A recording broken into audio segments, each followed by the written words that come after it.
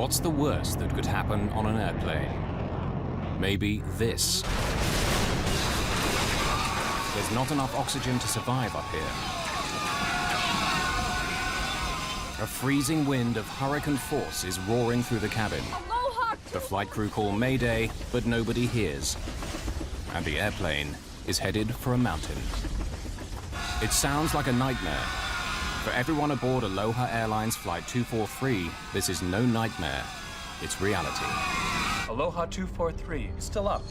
When crash detectives discover what happened, their verdict shakes the airline business. This accident changed aviation history.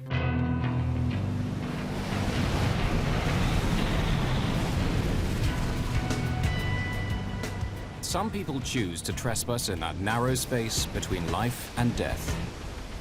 It's a scary place to be. Surfers get there by chasing killer waves. Just occasionally, fate puts ordinary people, not just thrill seekers, into that same deadly zone, where life hangs by a thread. On the afternoon of April 28, 1988, it will happen in the sky over Hawaii.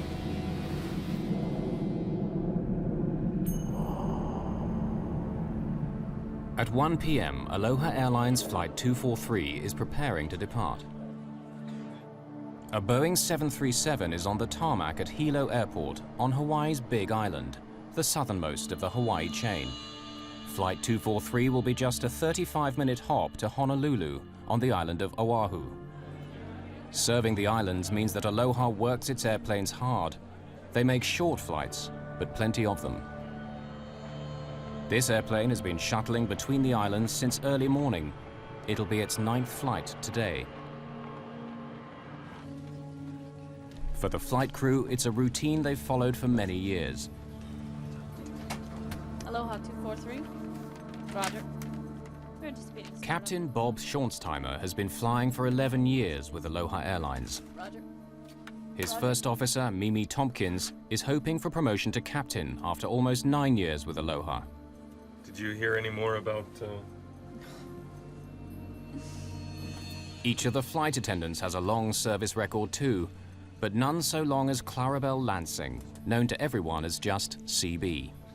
Well, Mr. Kiner, welcome. Always good to see you, CB. You fixed some good weather for us.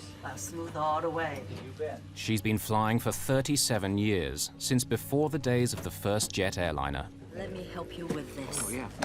CB is the boss in the cabin, first flight attendant. Michelle Honda, a 14-year veteran, is number 2. Jane Sato Tomita has served 19 years. This is one of the most experienced crews you'll find, in an airplane that's been crisscrossing Hawaii's islands safely for 19 years. Circuit breakers. It's made more than 89,000 flights. On this day, only one other 737 in the entire world beats that record. Checked. Passengers have no reason to doubt they're in safe hands. Until one passenger, Gail Yamamoto, sees something that makes her pause. But what is it she's concerned about? And how worried should she be? Do I say something? Patricia Aubrey lives in Hilo, but has an appointment today in Honolulu. At first, she opts for the very front of the airplane, in row 1.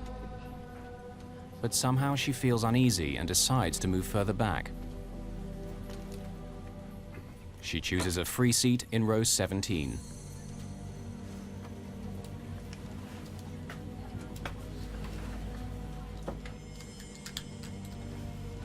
At 1:25, Flight 243 is ready for takeoff.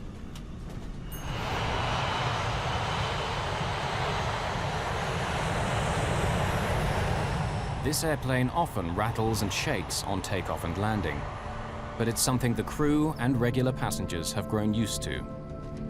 What's there to worry about?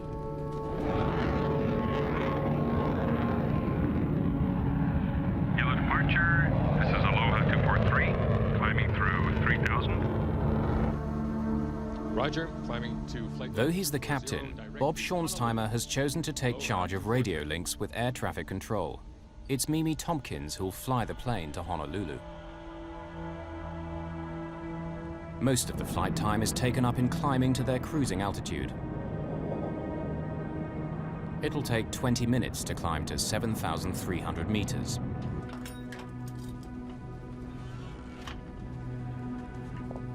For many passengers, soaring high over the Pacific is all part of the daily routine.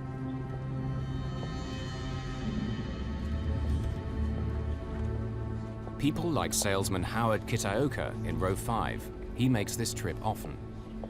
When you've seen the view 100 times, 35 minutes is precious time to catch up on paperwork. The flight's so short that the attendants serve drinks while they're still climbing. They can move around, but the passengers are still strapped in. It's 1:45. 20 minutes into the flight, the aircraft is at cruising height. Honolulu Center, Aloha 243, leveling off at 240. The crew relax. See, where's that National Weather Service weather station out here? Is that in the old tower? In perfect flying weather, everything is following the familiar pattern. Do they?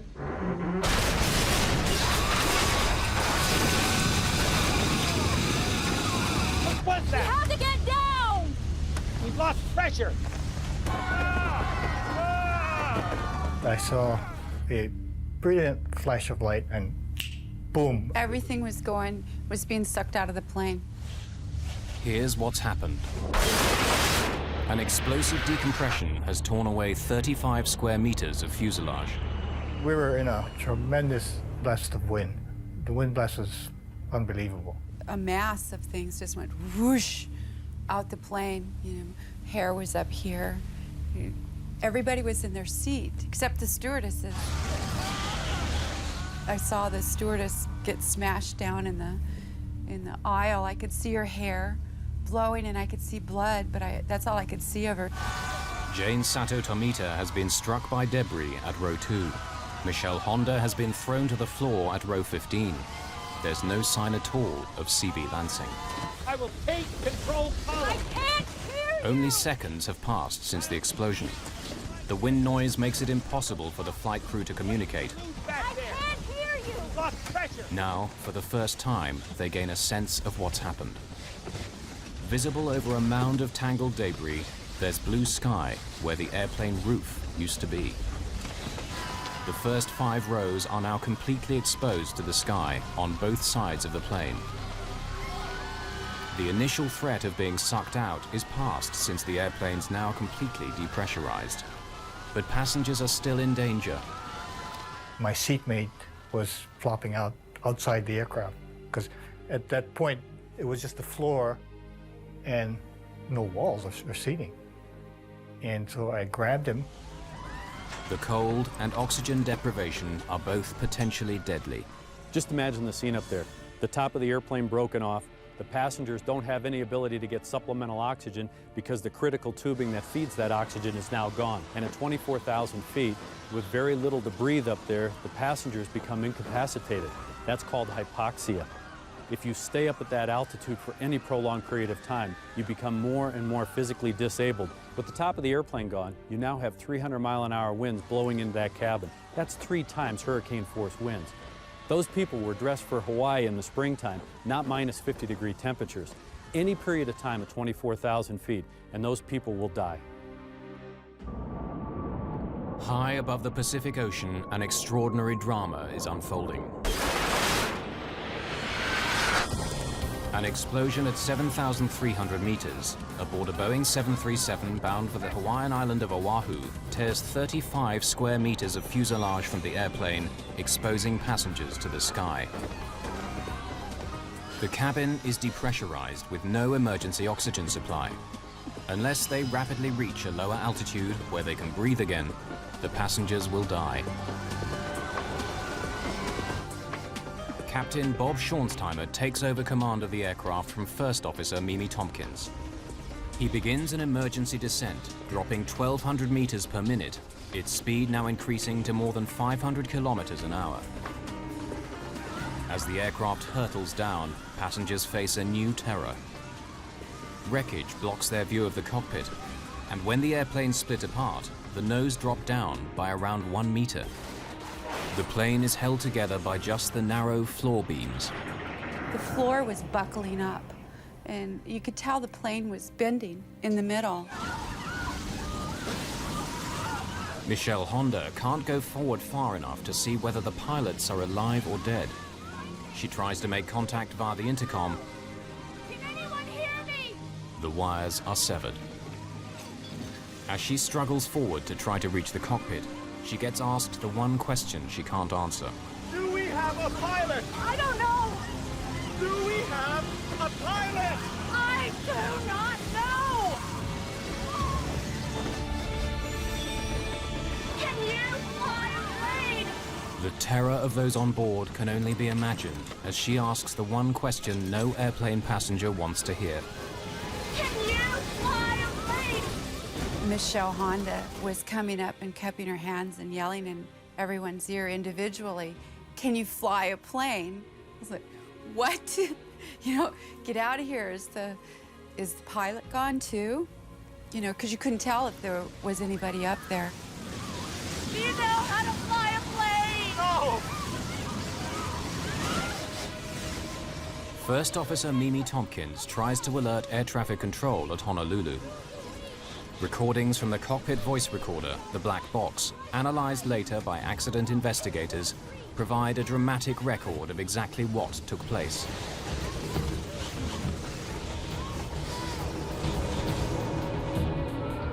The nearest place where they can try to land is the island of Maui.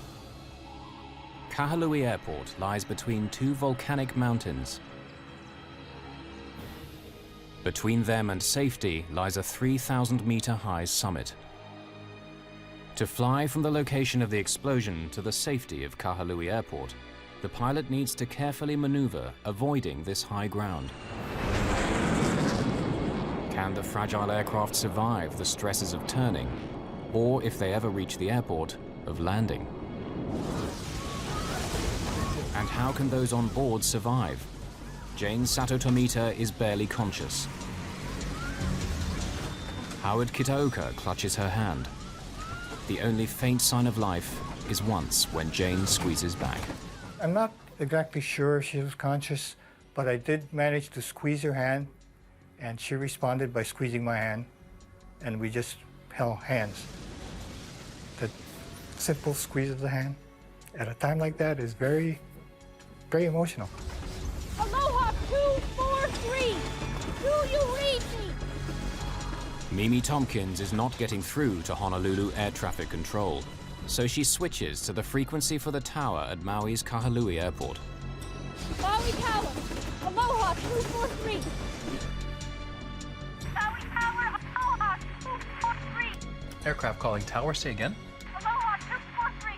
For inbound landing. At 1:48, 3 minutes after the explosion, the crew make their first voice contact with the ground. Pressurized. Declaring an emergency.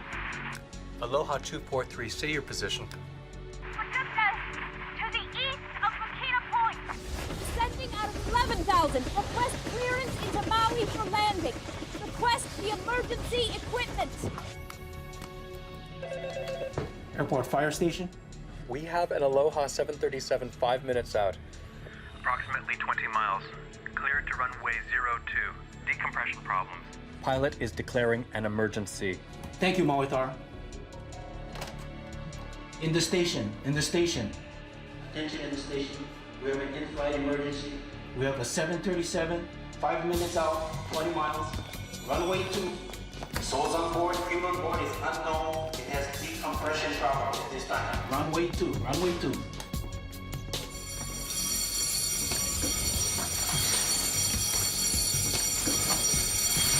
Aloha 243.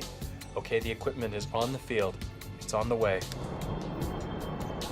At 3,000 meters, flying west of the mountain, the pilot slows the aircraft and as gently as possible begins the right-hand turn towards Kahului.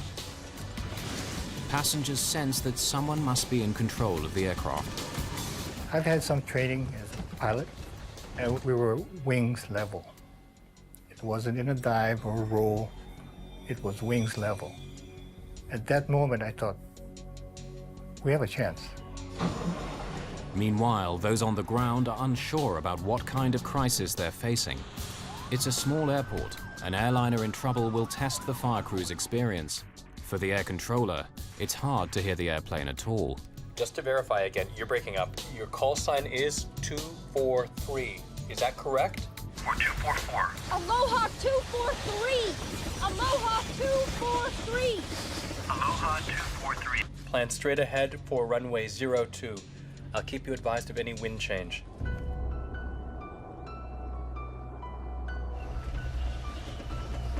Four minutes after the explosion.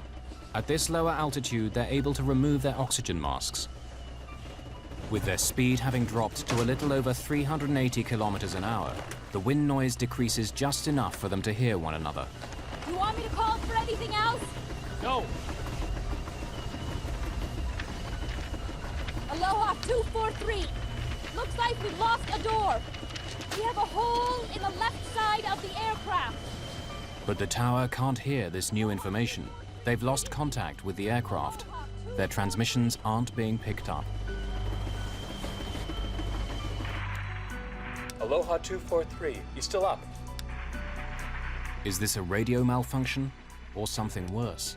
Aloha 243. Hearing nothing from the stricken aircraft, the controller fears the worst. Aloha 243. Aloha 243, you still up? Aloha 243, if you still hear, please Ident. Affirmative. Aloha 243, roger. I got your ident straight away. Cleared to land, wind 040 at 20 knots. Communication is restored, but the crew's ordeal is far from over. Cabin, do you hear? Now Mimi Tompkins tries to contact the cabin by intercom, but there's no response. Well, the crew doesn't really know what's going on behind them. The airplane is still flying. The captain now has to maintain his focus on flying that airplane, but he doesn't know what real damage exists behind him.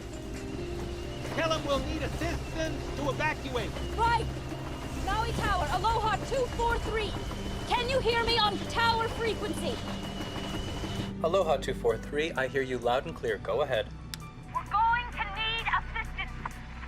We can't communicate with the flight attendants. We'll need assistance with the passengers when we land. Okay, you're going to need an ambulance, is that correct? Affirmative. During the descent, passengers experience moments of pure terror. The plane kept vibrating and shaking, and the luggage racks were falling in, and there was electrical wires flying around zapping, and you know, pretty much pandemonium, but it looked like the plane was ripping in half. And suddenly, there's a new problem for the flight crew to handle. Feels like manual reversion. What? The flight controls feel like manual reversion. It feels to the pilot as though hydraulic systems, like power steering in an automobile, have now failed. The airframe is under great stress. They need to land as soon as possible. Can we maintain altitude okay? There are so many thoughts that go through your head. Like one of my thoughts was, man, don't put this thing in the water. I mean, you have people around you are hurt, unconscious. I didn't want to have to say, well, I'm gonna try to save this guy first or that guy first, whatever. And don't put it on the water. The crew fear that critical wiring and control cables may have been severed. Have any of the airplane's vital parts been damaged? Let's try flying with the gear down. All right, you've got it. There are lights to indicate whether or not the landing gear has safely deployed. The main undercarriage has extended as normal. But the light showing that the nose wheel has extended doesn't come on. The last thing the pilot wanted to see, especially with his airplane in the condition it was in, was that he didn't have a nose gear, because when the nose touched down on the runway, it would have broken the airplane apart, therefore breaking probably the fuel tanks apart, which could lead to a very dramatic fire and explosion. A second attempt to extend the landing gear. The nose gear light is still out, but the radio link is so bad, the tower is still trying to assimilate the crisis. Aloha 243. Just to verify, you do need an ambulance, is that correct? They still don't understand. Affirmative. Roger, how many do you think are injured? We have no idea. We can't communicate with the flight attendants. Okay, we'll have the ambulance on the way. There's a possibility that we won't have a nose gear. Now Bob Schornsteimer has to make a critical decision. Should he wait for confirmation that the undercarriage is down, or land anyway? The textbook in this case would tell the pilots to overfly the airfield so that the air traffic controllers can look at the landing gear and give them a report whether it's up or down. The pilots would then have to maneuver the airplane all the way around the airfield, come in for an approach, and land. But with an airplane which might break apart at any moment, that's out of the question. Tell them we've got problems. But we're gonna land anyway, even without a nose gear. But they should be aware that we don't have a nose gear indication down. Aloha 243. Wind now 050. The emergency equipment is in place. Okay, be advised, we have no nose gear. We are landing with no nose gear. Okay, if you need any other assistance, Advise. We'll need all the equipment you've got. Maui is not an ideal place to head for with the damaged airplane. The island's exposed north shore lies directly in the path of the trade winds. I've done that landing a lot of times, and that particular approach corridor is very windy because of the mountain on one side and mountain on the other. So it's a very bumpy approach. But that's basically all we had. Get in a brace position. Brace yourself, get down. Any kind of in-flight turbulence, that would have put great stresses on the front end of the airplane, and there's a high probability that the cockpit would have separated from the rest of the fuselage, catastrophic loss of the airplane, and a loss of life. With the airfield now in sight, Bob Schornsteimer has more critical decisions to make. He begins to slow the aircraft for landing. Let's try flaps 15. An airplane's flaps are sliding panels at the back of the wings. To increase lift at low speeds, they need to be extended during takeoff and landing. Is it easier to control with the flaps up? Yeah. Put them back to 5. Can you give me a V speed for a flap 5 landing? No two aircraft landings are the same. Pilots have to factor in many things: the wind speed and direction, passenger and fuel load, and the length of the runway before them. Do you want the flaps right down as we land? What? Do you want the flaps right down as we land? Yeah. But after we touch down. Okay. A complicated formula provides the VREF, indicating the safe landing speed. Even in a crisis like this, pilots have to reach for the manual. Extending the flaps fully will help act as a brake once they touch down, but to do it earlier could stress the airframe to breaking point. What you have to remember is that the pilots weren't trained to handle a situation like this. With the top of their airplane missing, they became test pilots. The aerodynamic effects of the airplane were drastically different than they were used to. They really had to fly by the seat of their pants. Aloha 243, wind now 050. At 20. VREF 40 plus 30, flap 1 through flaps 15. 120? Using her flight manual, the first officer makes the complicated calculation that will give their correct landing speed. Right. The safe speed for landing, taking into account the length of Kahalui's runway 2, is calculated to be 152 knots, 282 kilometers an hour.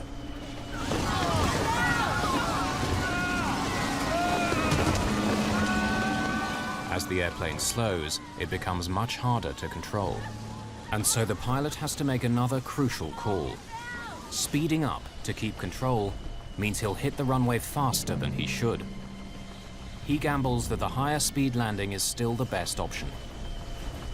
Our approach speed, I felt, was hot. I mean, we were coming in hot. I don't know, don't ask me how many miles an hour it was, because I don't know. But from other landings, we were coming in fairly hot. Crash rescue teams prepare themselves for a worst-case scenario. At high speed and without the nose gear, a crash landing followed by a catastrophic fuel fire now seems inevitable. Under these conditions, the lack of a nose gear could have been a death sentence for everybody aboard this aircraft. A Boeing 737 with 95 people on board has suffered an explosive decompression near the Hawaiian island of Maui. It's still airborne, but only just, with 35 square meters of fuselage missing from the Aloha plane. As they prepare for an emergency landing, warning lights indicate that the forward landing gear has not deployed. If so, the airplane will most likely crash and burn. In the 12 horrifying minutes since the explosion, some passengers are convinced they're not going to make it alive. I thought he was going to go in the water, and I was eaten by sharks. And then we saw the mountain, and I didn't think we were going to make it over it. I just knew we were going to crash into that mountain. And then when we could tell, we could see the airport, and then, you know, then I burned to death because the plane blew up when we hit the runway. Suddenly, the news the pilots have been praying for. The gear is down. Inform Colwyn Command, the gear is down. Okay, thanks. Aloha 243, just for your information, the gear appears Down. The gear appears down. Want me to go to flaps 40? Help you? No, on the ground. The crew have had to make life or death decisions. In the next few seconds, they'll find out whether they're the right ones. Michelle Honda cradles her injured colleague as the critical moment approaches. Passengers comfort one another in what may be their last moments alive. A woman that was sitting next to me, and her husband, he was on the other side in the next row up, and she was next to me, and they were reaching their hands out, and they were trying to touch fingers to say goodbye. That was a really touching moment for me. It was when I really knew I was going to die, because they were saying goodbye to each other. What gave me the most comfort was knowing that my wife and my kids knew what I felt. That was great comfort. I didn't need to tell them anything further, that I love you, or, you know, I worry about you, because I felt that I had already said that.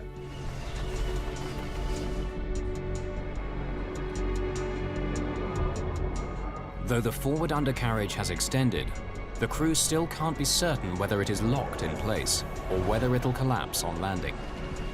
If it doesn't hold firm, 40,000 kilos of airplane traveling at close to 320 kilometers an hour will smash nose down onto the tarmac.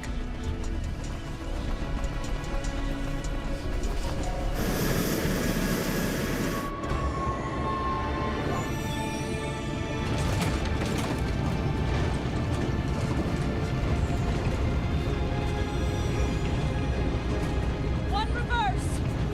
Okay. Thrust reverser.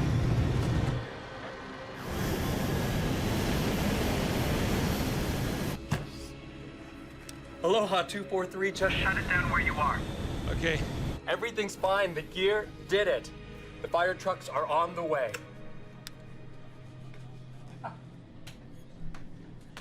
Okay, shut it down. Yeah?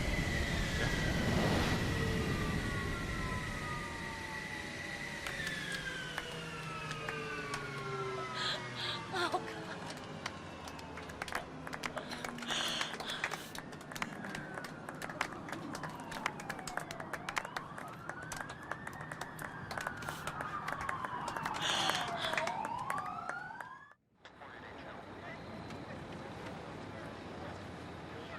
In this extraordinary video, captured moments after landing, the amount of damage the airplane suffered is difficult to comprehend. An emergency evacuation of passengers who escaped injury has just been completed. Some injured passengers have still to be helped from the plane. How it flew for those 13 terrifying minutes seems astonishing. Captain Bob Schornsteimer is thanked by passengers who just minutes before had expected to die. The tension is released. Boy, I just said, yes, baby. That's all I said. Pilot did a tremendous job. Patricia Aubrey hugs her heroine, Michelle Honda. I was crying, and of course everybody was traumatized. looking at the plane and looking at the people bleeding, and just, I kept touching myself going, I'm here. I can't believe I'm still alive.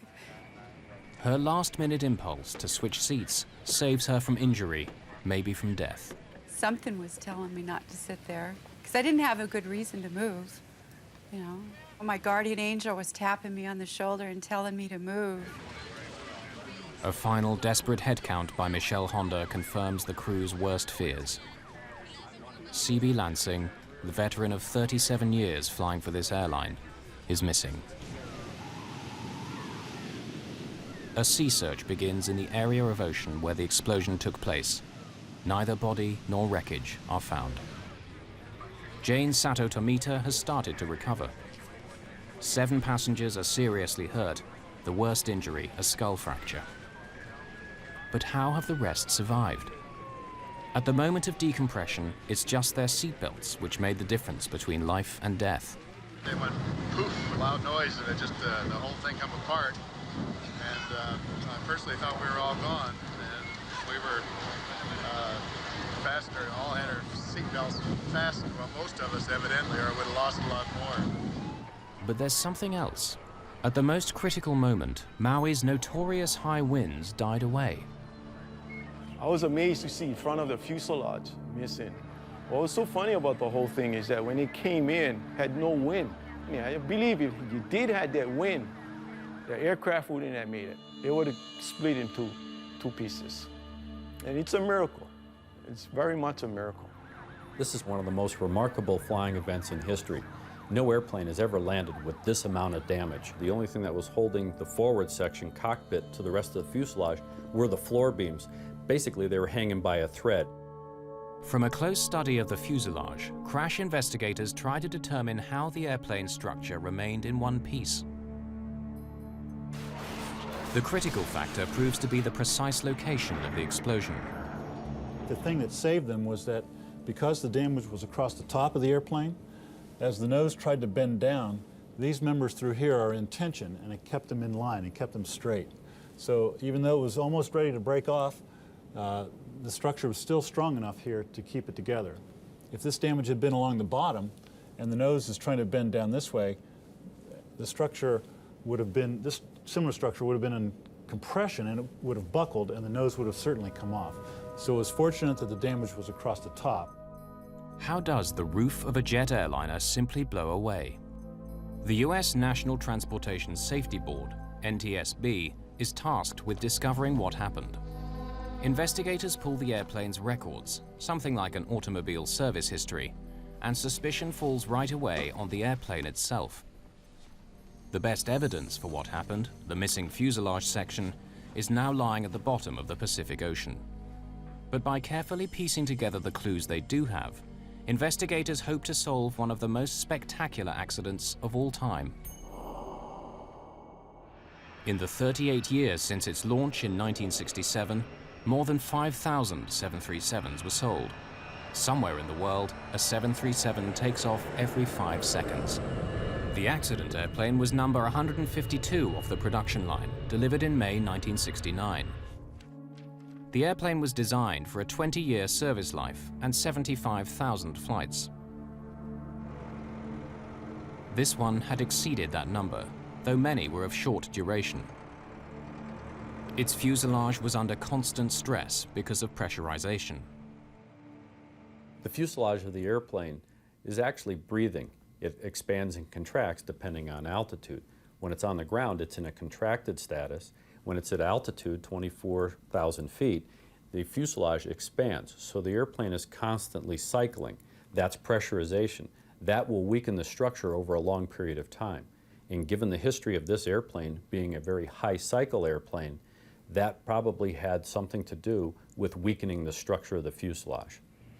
With thousands of 737s taking to the skies each day, investigators need to be certain what made this one burst apart. An Aloha Airlines Boeing 737 bursts apart in mid-air over Hawaii. After 13 extraordinary minutes in the air, it makes an emergency landing on the island of Maui. Investigators need to discover what caused this spectacular incident. In Washington, D.C., Jim Wildey is one of the NTSB team who worked the case. His expertise as a metallurgist proves crucial. I got a call about 2 in the morning, in the middle of the night, from my boss, and there had been an accident in Hawaii. They were putting the team together. I hopped on a plane and went to Hawaii. He takes samples from the remaining fuselage and back in the lab discovers something barely visible to the naked eye. Hairline cracks like this, beside the holes where rivets had been. Figuring out how those cracks came to be there means going back to basics, to the way the Boeing 737 was put together. Airplanes are built from many separate panels. Where they overlap, they're bonded together by a powerful adhesive known as epoxy. Rivets hold the panels tight together while the epoxy sets hard. On the Aloha airplane, there's telltale discoloration inside the overlapping joints. Here is the vital clue. You can see now where the dark material is the epoxy that was used to bond the 2 layers of the lap joint together. The white material you see here is corrosion damage of the aluminum fuselage skin. So the original intent was that the stress that's trying to pull one skin away from the other skin piece, the stresses would go through the bonding and not through the rivets. Of course, as this thing becomes disbonded, now the rivets themselves are loaded, and especially this top row of rivets, and this is the row of rivets we think that had the fatigue cracking in it that led to the eventual opening of the roof structure on the Aloha 737 airplane. The files reveal that Boeing warned airlines, including Aloha, of problems with some early 737s. If the epoxy isn't applied at exactly the right temperature, if the panels have moisture or dirt on them, the bonding can fail. In warnings and service bulletins, some issued over 15 years earlier, Boeing spells out the danger. The Hawaii climate with humid and salt-laden air helps corrosion to occur. But instead of grounding airplanes for a nose-to-tail examination, Aloha has inspectors make occasional checks, often at night, when those on duty are least alert, working under artificial light.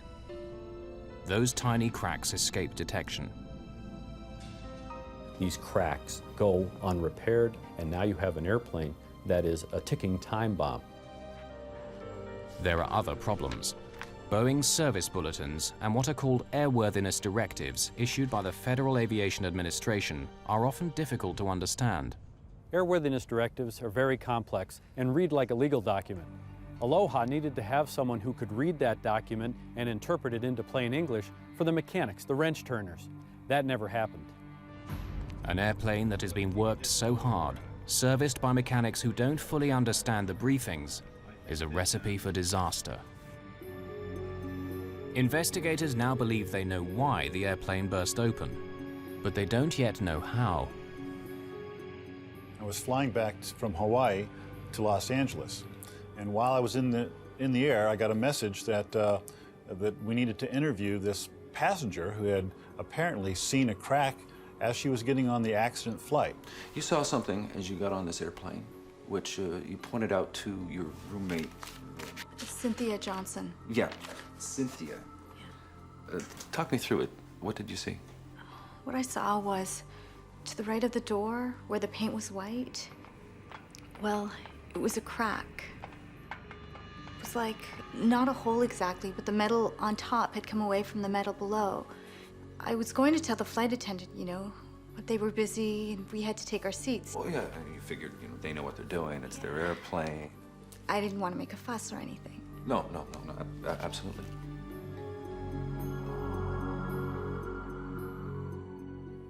The witness saw cracking in this area, and we found fatigue cracking back in here. So this is the line where the fatigue cracking joined up.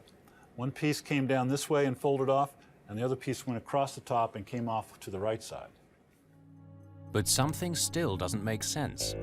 Boeing designed the 737 and other of its aircraft so that this should never happen.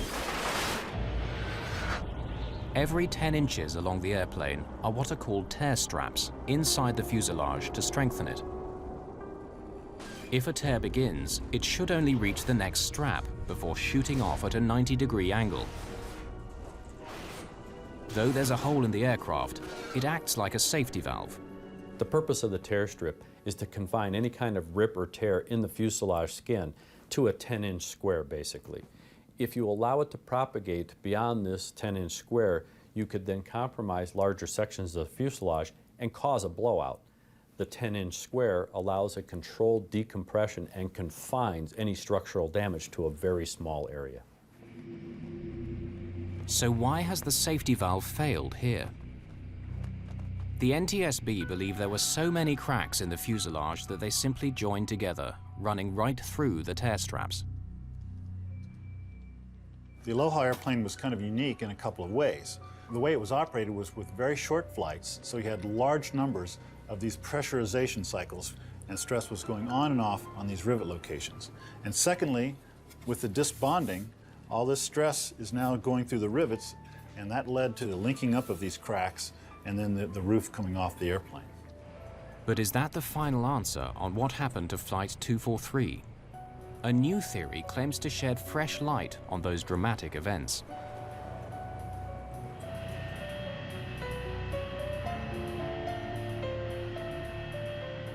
Matt Austin is an engineer who lives in Honolulu. The story of Flight 243 both appalls and fascinates him. I flew very regularly on Aloha Airlines, and I'd been on that plane about a week before it actually lost the roof. You could tell that something was loose in the airplane. It's just like when you're in an old car and you hit a bump, you can hear the rattles in it that you won't hear in a new aircraft. In this case, when the aircraft landed, there would be noises and rattles you wouldn't hear on the newer aircraft. He begins his own investigation, scrutinizing the 4,000 pages of evidence and photographs gathered during the official inquiry. I am an expert in explosion dynamics and how pressure vessels explode, what causes them to explode, which way the cracks run as they're coming apart.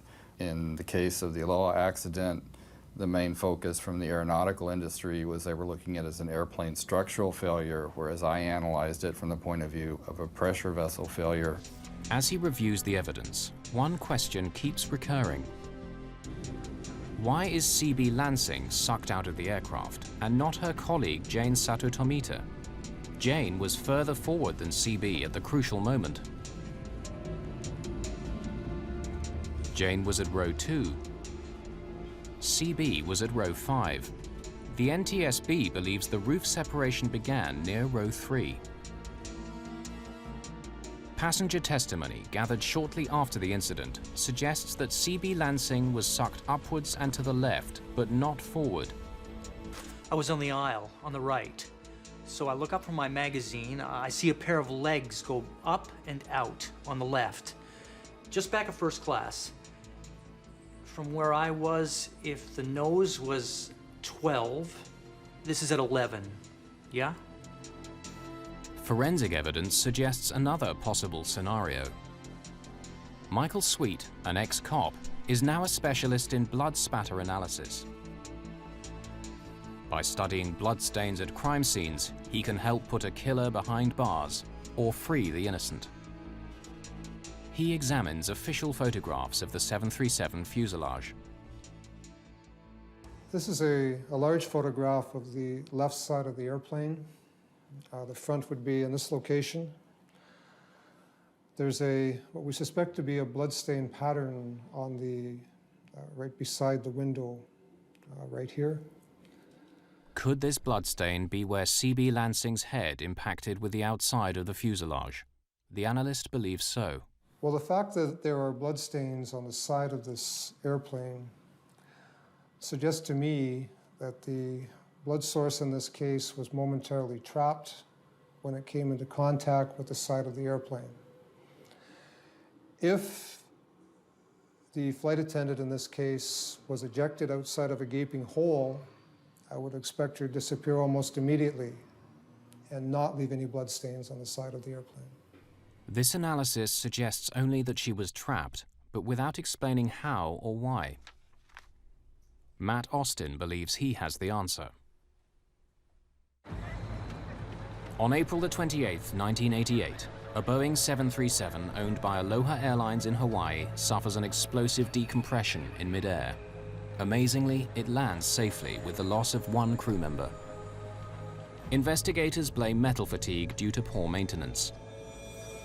But a new and controversial theory has emerged, challenging at least part of the chain of events. What if a safety hole has opened up as it was designed to do, but directly above the flight attendant? Matt Austin believes CB Lansing is sucked into the safety hole, momentarily blocking it. All of the air that's trying to escape has no place to go, so it built up a huge pressure spike, and that's what blew the roof off the top of the airplane. What he's describing is known as a fluid hammer. In scientific terms, air is fluid, as is water. Here's a simple demonstration in a bathtub. The water is in fact escaping through the drain. As we move the drain plug back down toward the hole, it will immediately slam shut and create a force, which is a simple example of a fluid hammer. He believes this phenomenon, on a giant scale, caused the accident. It's very tragic, but if we don't look at the forensic evidence that's left, then we won't understand exactly what caused the explosive decompression and possibly prevent a future occurrence. The NTSB say that the fluid hammer theory is valid scientifically, but for them the evidence still points to something simpler, a virtually simultaneous failure in the airplane's many weak spots. The safety board's investigations are never really closed. We always would take into account any new information that comes out. I believe in the case of the Aloha accident, we have not changed our probable cause, and we still are sticking with the probable cause as we determined back in 1988.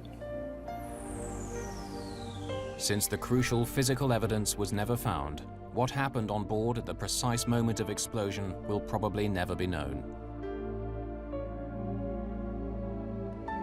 Aloha Airlines management took most of the blame for their poor maintenance regime. The NTSB demanded that the Federal Aviation Administration do a much better job enforcing maintenance standards. Boeing had already improved their manufacturing process to prevent the adhesive becoming so easily contaminated. What happened on Flight 243 made flying safer. Soon after, Congress passed the Aviation Safety Research Act. This accident had a very profound effect on the aviation industry and the way we look at aging airplanes, old aircraft. We changed the way we monitor how they age, the way we inspect them, and of course now how we manufacture them. We use different processes. This was a very critical accident for aviation history. Those 13 terrifying minutes also left their impact on the survivors of Flight 243. I had to go through a healing process. I took fear of flying classes, and the old saying of you fall off a horse and you get back on it is very accurate, but it's a lot tougher to actually do it.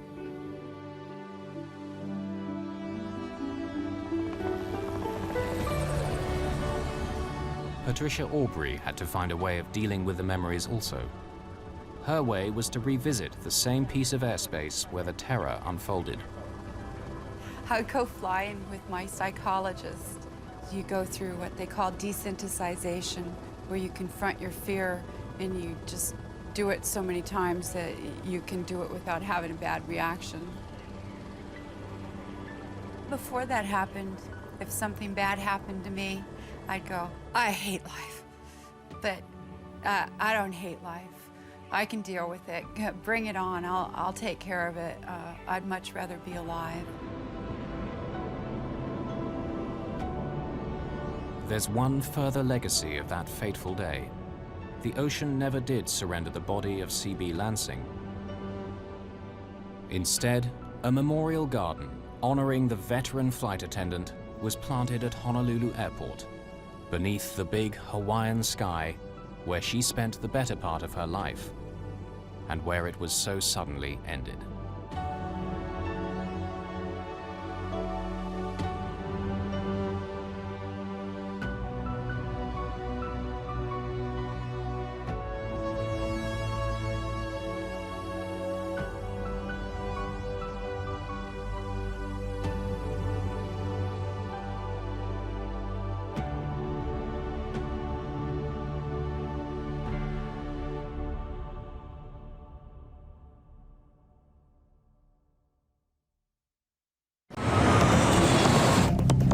A brand new 767. Fuel pressure. Why would that be? How come I have no instruments? A catastrophic failure at 26,000 feet. Winnipeg, Air Canada 143. Air Canada 143, go ahead. Just lost both engines. Holy cow! I'm talking to a dead man. How far are we from Gimli? You're approximately 12 miles from Gimli right now. I guess I'll just slip it. The crew is out of options and running out of time. They're at the controls of a 95-ton jet that's quickly falling from the sky.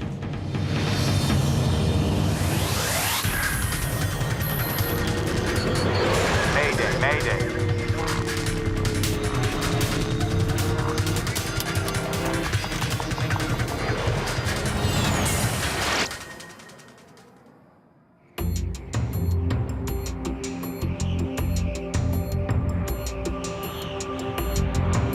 In placid skies over central Canada, Air Canada Flight 143 is just past the halfway mark of its journey from Montreal to Edmonton, Alberta. Good evening, ladies and gentlemen. This is your first officer. The plane is carrying 61 passengers and 8 crew members. Beautiful day. Clear, temperature of 24 degrees Celsius. It's July the 23rd, 1983. There, that's coming along, huh? Rick Dion is an Air Canada maintenance engineer. I was going to Edmonton with my wife Pearl and my young son Chris, who was 4 years old, and this was the beginning of a 2-week vacation for us, and we were all pretty excited about going on this new airplane. Compliment of the captain. Oh, hey, Rob, thanks. Whenever you want to come up to the flight deck. This was my first flight on a modern 767, as the company had just acquired them. I'll be back in a minute, okay? I was interested in going to the cockpit to see all this new technology fit in with the work that I did on aircraft. The captain on this flight is Bob Pearson. He's 48 years old, and he's spent more than 15,000 hours in the air. His first officer is Maurice Quintel, who has more than 7,000 hours of flying time. Come on in. Pardon me, gentlemen?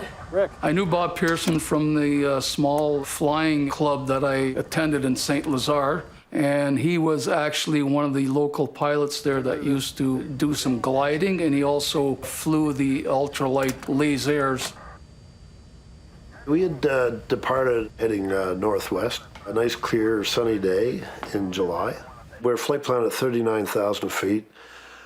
There were a few airplanes that flew that high in 1983.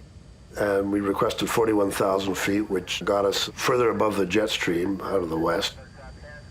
The crew may have accumulated a lot of hours in the air, but very few in this plane. It's Boeing's latest and most advanced wide-body jet, the 767. An army of microprocessors in the belly of the plane automates so many functions that the flight engineer's job has been eliminated. This is one of 4 767s that Air Canada has recently acquired. The plane itself has only 150 hours on it. Quite a difference here, huh? Oh, yeah. Reset on and start here. The cockpit is different in that all the old instrumentation that we're accustomed to, mostly that was all gone. It was all CRT display, like small TV screens. It was a new high-tech airplane, which involved quite a change for the crew and the maintenance personnel, people handling it. This is a new aircraft for both the captain and I. At the time, I had 75 hours on that airplane, so everything was new for me. Pilots and maintenance crews are both still getting to know this airliner. Well, then we get that same condition. Captain Pearson explains to Dion how he handled a small problem with the engines on an earlier flight. It comes back down to low stage and we just carry on.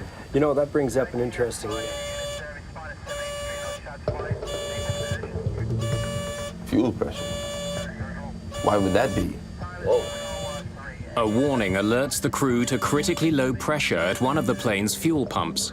Something's wrong with the fuel pump. The 767 has 3 main fuel tanks, 2 in the wings, which are always used, and 1 in the center, only used on long-distance flights. Electric fuel pumps draw fuel from each tank and feed it to the plane's 2 engines. The low-pressure warning could mean that one of the pumps needs maintenance, but it could also be a more serious issue, a lack of fuel to be pumped. That forward fuel pump. It's just a bloody pump failing, I can tell you that. Another low fuel pressure warning sounds, this one from another fuel pump on the plane's left side. Pearson's flight management computer tells him he should have plenty of fuel for the remainder of the trip. The 767 also has separate digital fuel gauges, but on this flight those gauges are out of service. The warnings don't make sense. It got a little more interesting when the second fuel boost pump light came on for that tank, which was the left tank. This seemed quite abnormal, that 2 pumps would fail in a brand new airplane. We had some kind of a problem that we didn't understand. What would your assessment of that be? My own personal thoughts? It might be low in the left tank.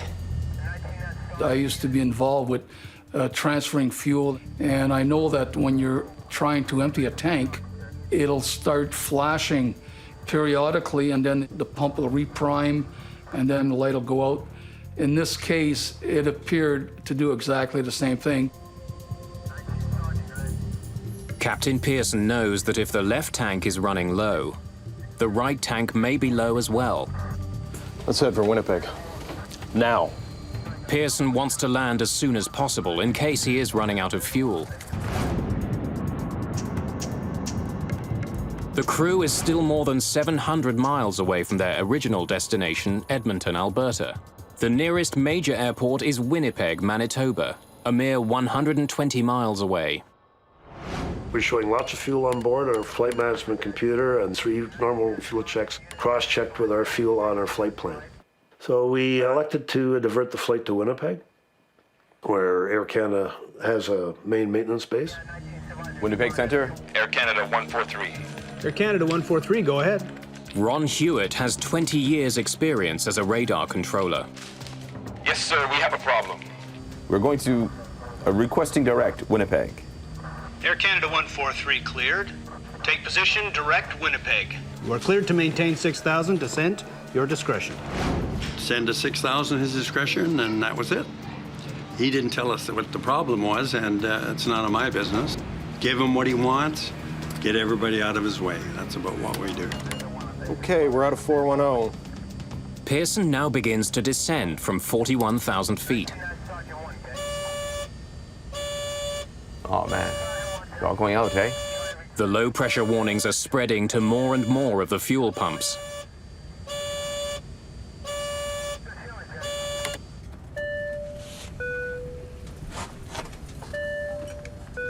Quintel instructs the cabin crew to prepare for an emergency landing. Hello? Cabin? We think we have problems with our fuel system. We are diverting to Winnipeg.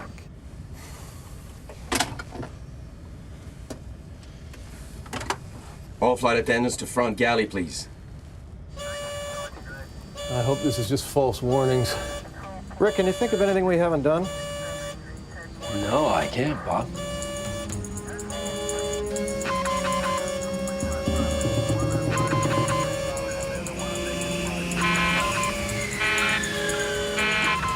Okay.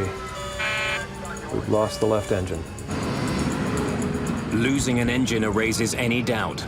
Flight 143 is in fact running out of fuel. Okay, checklist. Single engine landing. Pearson is trained to land a 767 with 1 engine. No one has ever tried landing with none. He scrambles to get his plane down so that he doesn't become the first. With only 1 engine powering Air Canada Flight 143, and with the possibility of the other engine shutting down, the crew prepares the passengers for the worst. Ladies and gentlemen, this is your in-charge flight attendant speaking. Due to mechanical problems, we'll be preparing for an emergency landing. Please return to your seats and fasten your seat belts. Your crew is fully trained to deal with this situation, and as you may have noticed, some crew members have already started to prepare the aircraft. I had no idea, like the rest of my crew members, that there was a problem with fuel. I had no idea why we were going to Winnipeg. Approach and landing. Flaps will be 20.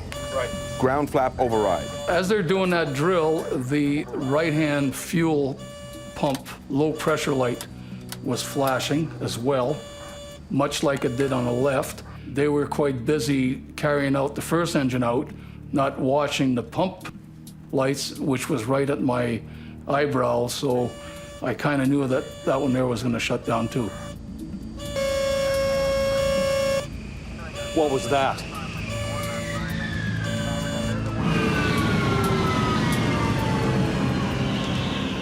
Very shortly, we will begin giving you instructions.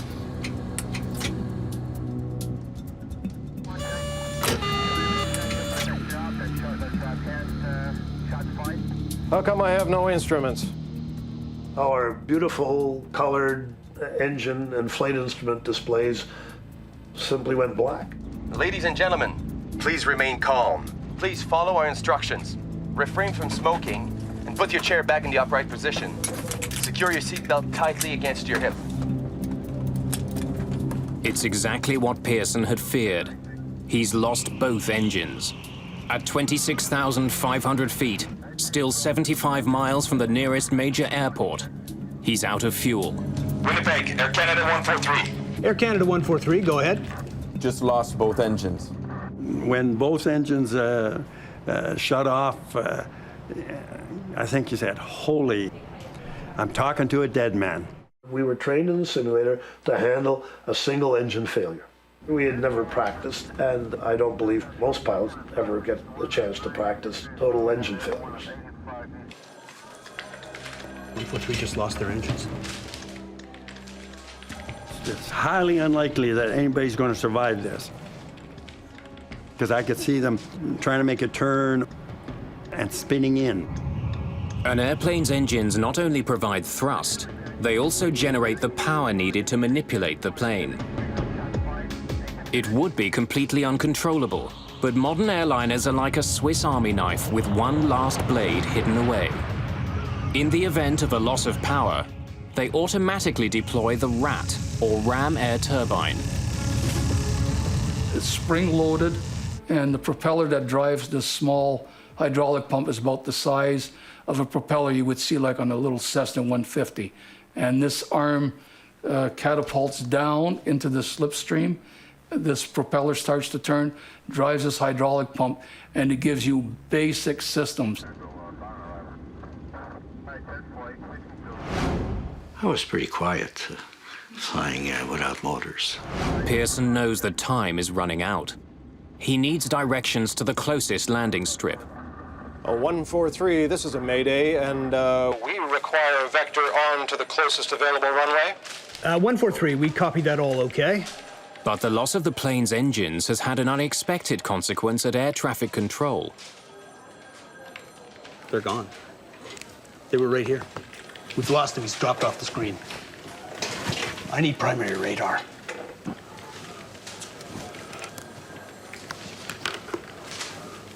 Uh, 143, we've lost your transponder return and are attempting to pick up your target now. We work on transponder, it's called secondary radar. We take the pilot signal to paint the aircraft.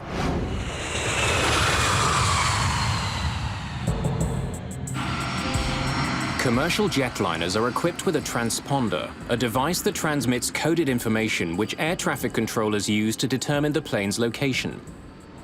But when Flight 143 lost its second engine, only a small number of items got backup power. The transponder was not one of them, so the plane disappeared from Hewitt's screen. Flight 143 is somewhere east of Winnipeg, but no one knows exactly where or how far it is from the airport. In spite of its enormous weight, a 767 doesn't plunge from the sky when it loses its engines. Its aerodynamic properties keep it in the air, but slowly coasting to Earth.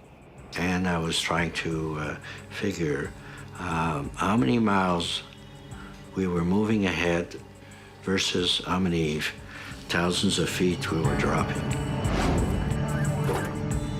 But Quintel doesn't have the instruments which provide the information he needs to make that calculation.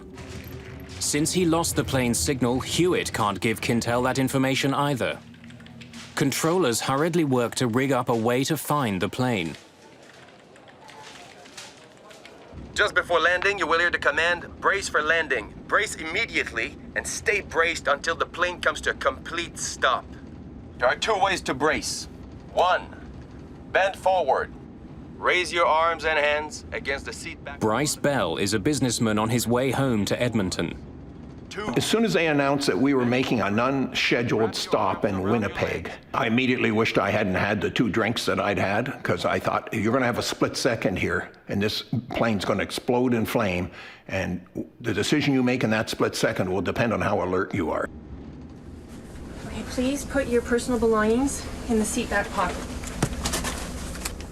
The response of the passengers when we were doing the emergency briefing was basically alert. They were looking at us, they were paying attention to every word we were saying. I couldn't have had better passengers. I think that's him. Let's say that's him. Because their modern equipment can't see Air Canada 143, the controllers switch to old-fashioned radar, which doesn't need a transponder to locate planes. I got to turn up my true radar, the reflective radar, which is not nearly as good. And we don't use it at all if we can help it. Okay, I got it. 65 from Winnipeg, 45 from Gimli. 143, we have you at 65 miles from Winnipeg and approximately 45 miles from Gimli. For the first time since losing power, the pilots know their distance to Winnipeg.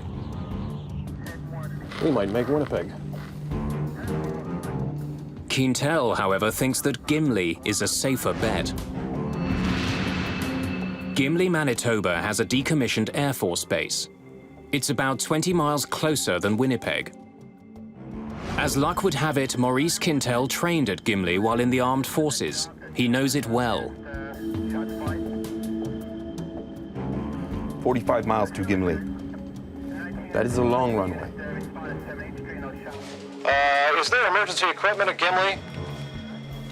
Negative emergency equipment at all, just one runway available, I believe, and no control tower and no information on it. Pearson must consider the possibility of a crash landing. If he has any chance of making it to Winnipeg, which has full emergency support, he knows he must try for it. Okay, then we would prefer Winnipeg. Fine, 143, continue your present heading. We all reacted very businesslike and say something specifically to the situation, but never would we ever look at each other. I think we were all afraid that we might break down. Parents were hugging their little kids, and people were busy scribbling away, which I found out afterwards where they were writing their notes to loved ones and their wills and all kinds of things like that. It was pretty nerve-wracking. 143, a question if you have the time. Okay, go ahead. Total number of persons on board, please. The actual number of people on board is 69, but Quintel is overtaxed. He gives a lower number in error. I have 33 people on board, including the crew. Okay. I have to ask if Soul's on board. I know he's busy. I don't want to ask him questions, but I have to. This thing can go down in the lake or the field. And I remember thinking, great. I know this airplane carries about 300 people. At least it's not 300. It was about regrets. It was about things I hadn't done in my life. It was about ways I've treated the odd person here or there that I wish I'd treated more gently. It was about how stupid I was at some of the things I used to make big issues out of that are so insignificant when it really comes down to what real reality is about. It was pretty devastating. And I remember telling a mother with a baby, and I had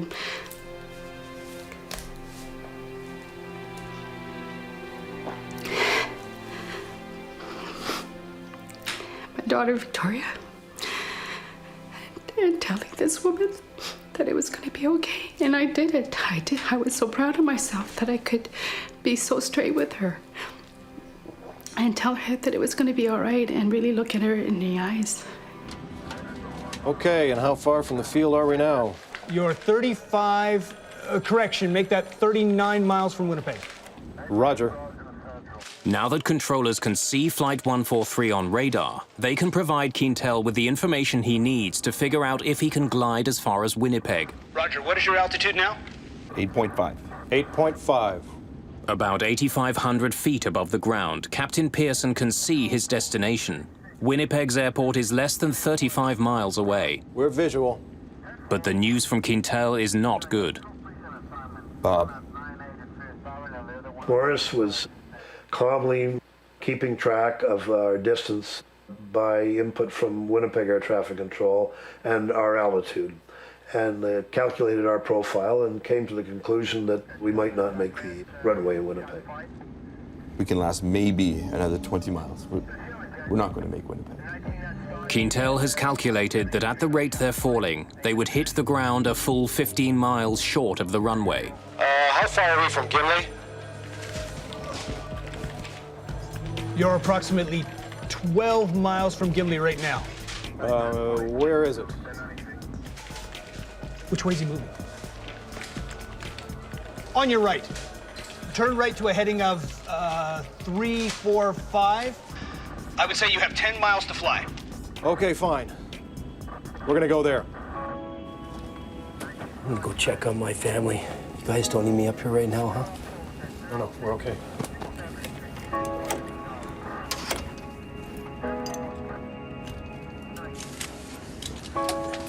Don't worry about it. It's okay. They got it under control. Just make sure your seatbelts are tight, all right?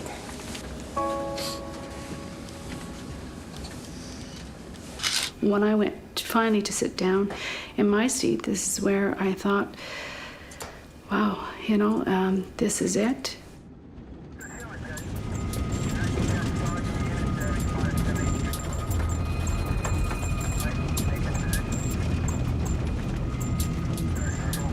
Landing gear down. Roger. First Officer Quintel lowers the landing gear.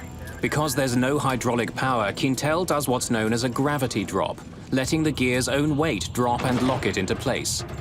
The two main gear are heavy, they fall immediately, and two green lights confirm they've locked. But the nose gear is lighter, it doesn't lock. We could hear the main gear clearly, falling and locking. I was not aware that the nose gear was not down and locked.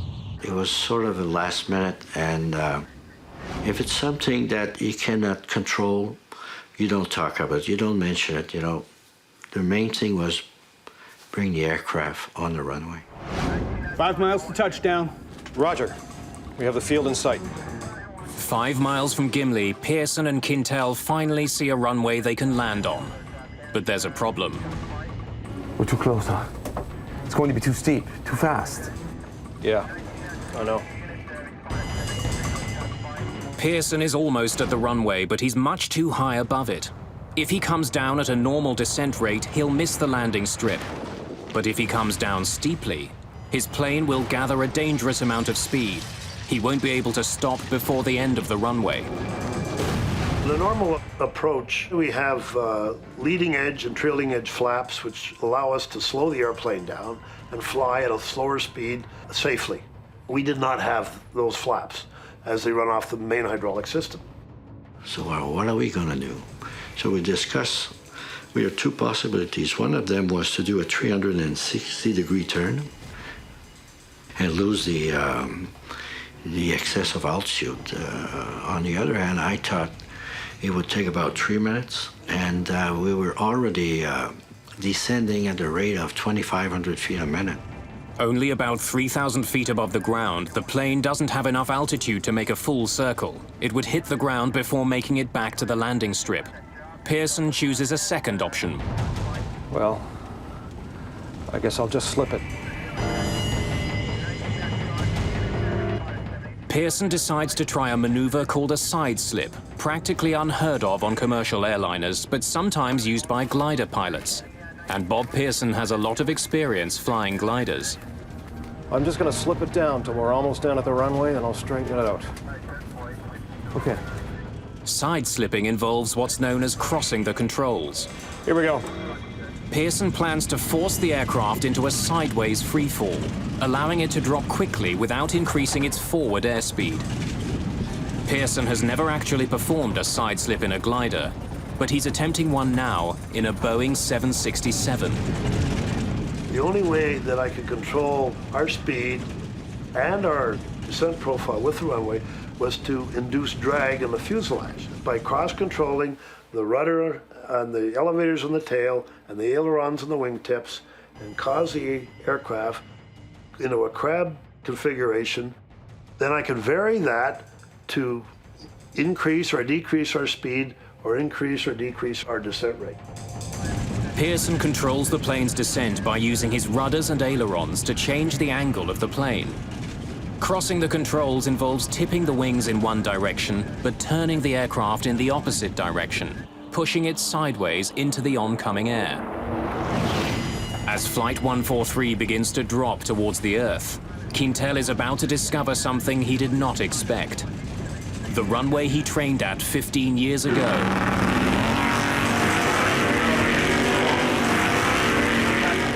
is no longer a runway.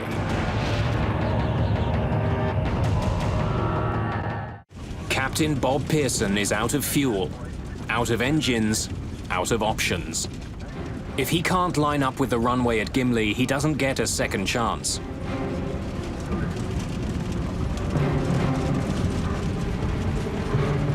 Pearson turns the yoke left and pushes the rudders to the right. The plane slips to its left. We're sitting in the center, which is the heart of the airplane where it starts, so it's pretty solid there. I thought there's a real good chance here that we'll be all right. However, when he put the airplane into a side slip, all that went out the window because I figured, oh, if he hits a wing or something, it starts to catapult and roll, that's not going to work anymore. The 767 loses altitude quickly, plowing sideways through the air. When I looked to the left of the aircraft, I was looking directly at the ground because the airplane is angled quite about maybe 60 degrees of banks. The bank angle was quite high and the nose of the aircraft was quite high. It was an awkward moment, and if it was awkward for me, I can imagine for the passengers, it must really have felt odd. I saw a sand trap from this golf course, and I thought, we're going to crash. Pearson must maintain a crucial balance. He's got to slow the plane enough to be able to land safely. But if he slows down too much, the airliner could lose its lift and plummet to the ground. When a pilot is normally landing an airplane, he's maneuvering the flight controls and operating the thrust levers pretty continuously on most landings. And so I was doing the same thing without the thrust levers. This is where I thought of my daughter Victoria being alone with my husband, and how he was going to cope with our daughter, and how she was going to cope without having a mom. As they approach, Pearson focuses on his target, the threshold of the runway. I got tunnel vision like I've never had it before.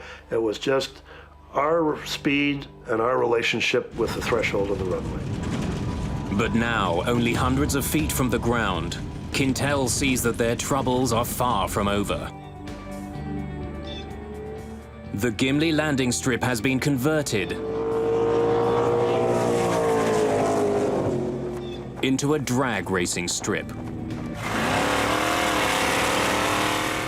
Today is Saturday, and it's not just a race day. It's a family day on the Gimli strip. Racing is done for the day. But the airfield is filled with members of the local sports car club, camping out with their families for the weekend.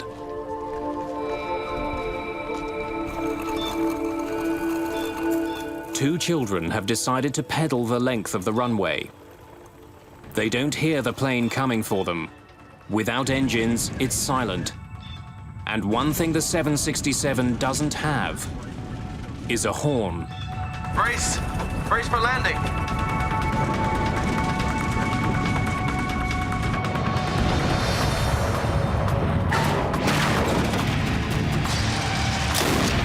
The nose hit with quite a bang on the runway. It sounded like a shotgun going off at our feet. The front landing gear gives out immediately. Pearson brakes hard. 2 tires blow out. The bottom of the right engine scrapes the runway. I was a robot. There was just no emotion at all. Finally, Pearson sees what's in their path. And I looked up and I could see 2 boys on bicycles. They must have been probably about 1,000 feet down the runway from our position when I saw them. And then at one point, I could see he raised his head and he's surprised. Here's this big aircraft. I can still remember the look of terror on their faces. So they were close enough for me to see that. With no nose gear to steer with, Pearson's only hope of driving the plane left or right is by varying the brake pressure on the 2 main landing gear. That's when my heart started to pitter-patter a little bit. The kids panic and try to outrun a plane that's traveling about 200 miles an hour. I knew I couldn't take the airplane into these boys, and I was going to take it off into the grass on the right side. There were campers along the west side of the runway that I didn't notice until after we'd touched down, and the nose was on the ground, and I can still remember out the left side, people standing by their barbecues. Dino Calvert is at the track with his friends for a weekend of racing. One of the gentlemen in the pits suddenly jumped in his car and he took off, and I thought, well, you don't drive like that in the pits usually. And I looked up and all I could see was smoke rising. Pearson does all he can to stop the plane in time. Holy crow!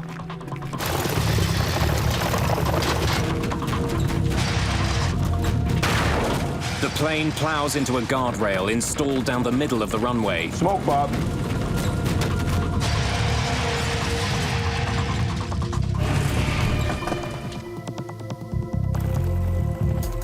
"17 minutes after running out of fuel, Air Canada Flight 143 comes to a final stop on the ground. Yeah?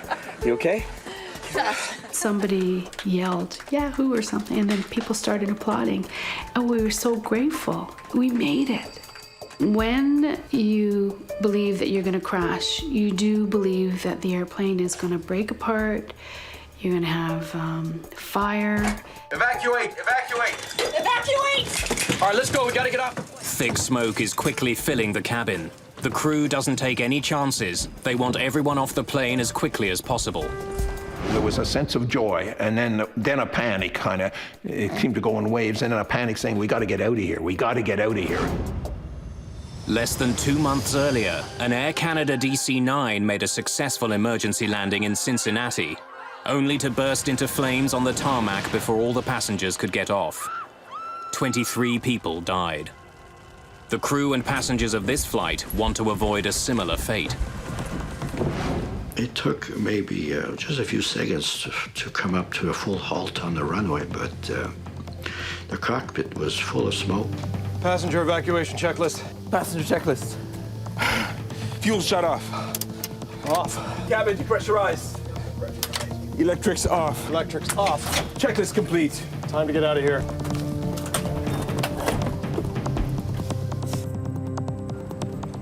Come on, guys, get some fire extinguishers. We grabbed the fire extinguishers on our way, and you never go to a fire at a racetrack without having a fire extinguisher with you. And we ran up towards it. The doors open up, and you see the chutes come out, sort of like a spider growing legs. The plane ended up eventually standing almost what appeared to me to be almost on its nose. When I opened my door and I saw that the chute was so steep, I thought, oh my goodness, how would I get these passengers to go down? Due to the nose-down angle of the plane, the two rear slides don't reach the ground. 10 people are slightly injured during the evacuation, most of them coming down the steep rear slides.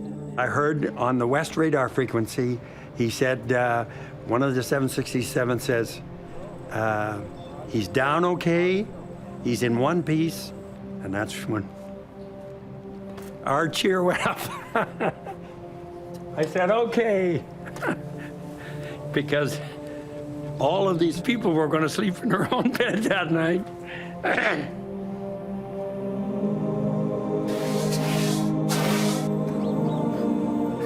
There's still a lot of smoke coming from the plane's nose. Turned out it was about 6 inches of insulation between the inner and outer skins. From friction, that was starting to burn. The flight attendants have good news. All 61 passengers have made it off the plane. There's not so much as a single serious injury. Come give me a hand. Yeah, extinguisher.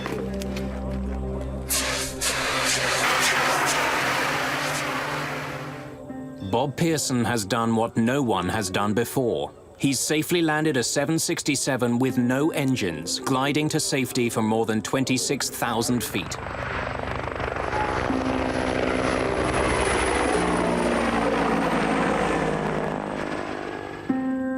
Air Canada Flight 143 glided... The event makes international headlines immediately. People are already asking how one of the most sophisticated passenger planes in the world could have run out of fuel. Sliding down emergency chutes.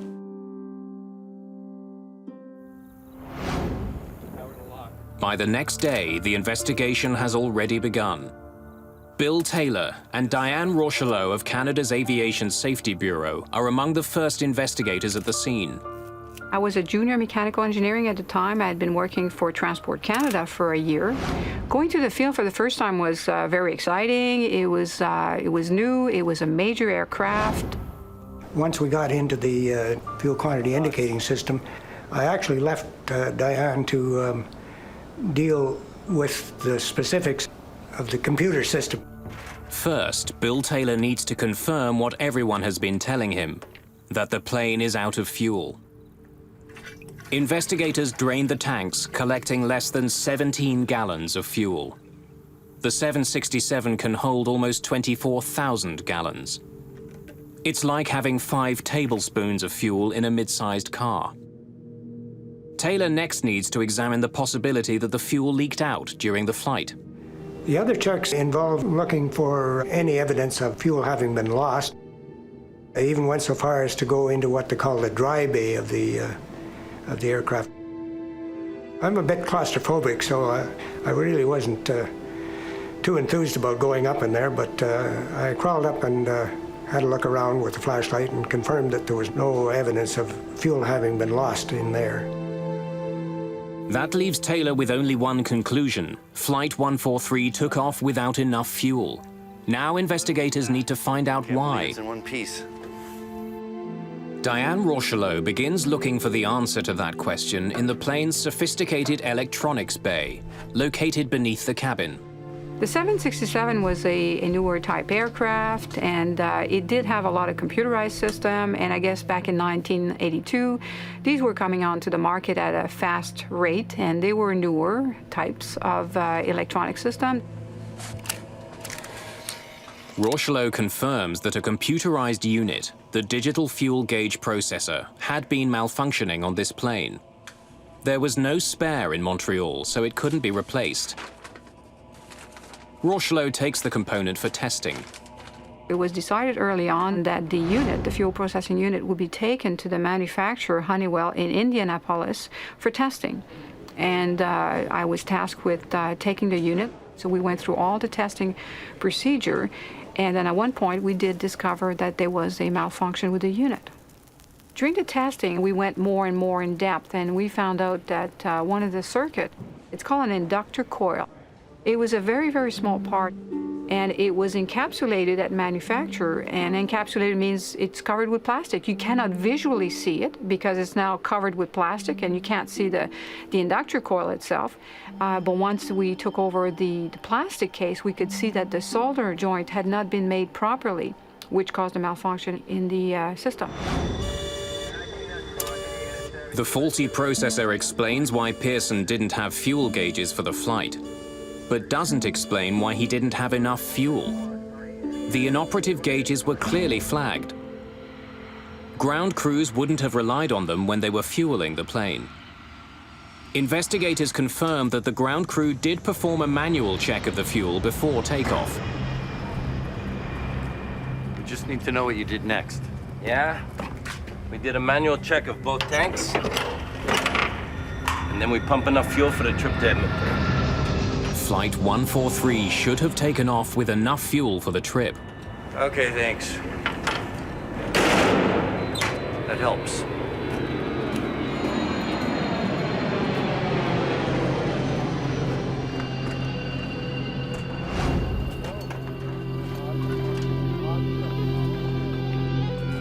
Investigators now have to figure out how one of the world's most advanced jetliners took off with half the fuel necessary for its flight.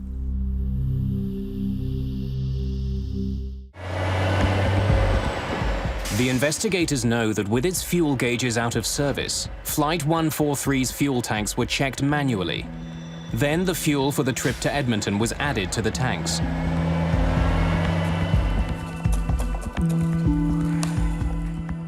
But before the plane could be given more fuel, a crucial calculation had to be carried out. Pilots need to know the weight of the fuel on their plane. But fuel trucks pump jet fuel by volume.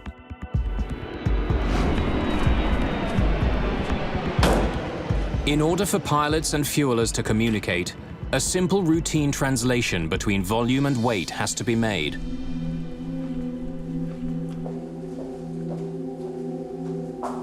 Thank you.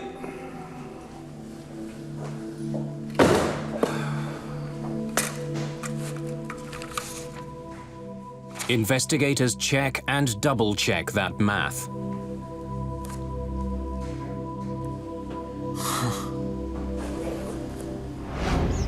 The fueling records from the day of the accident provide the answers they've been looking for.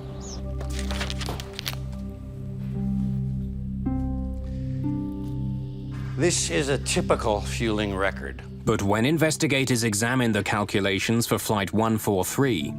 And this is from Flight 143.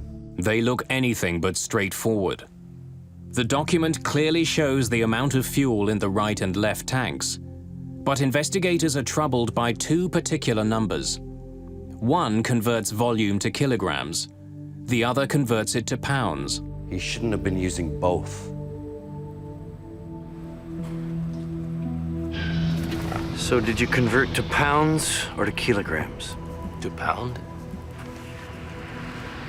Oh, to kilo. Can I see that again?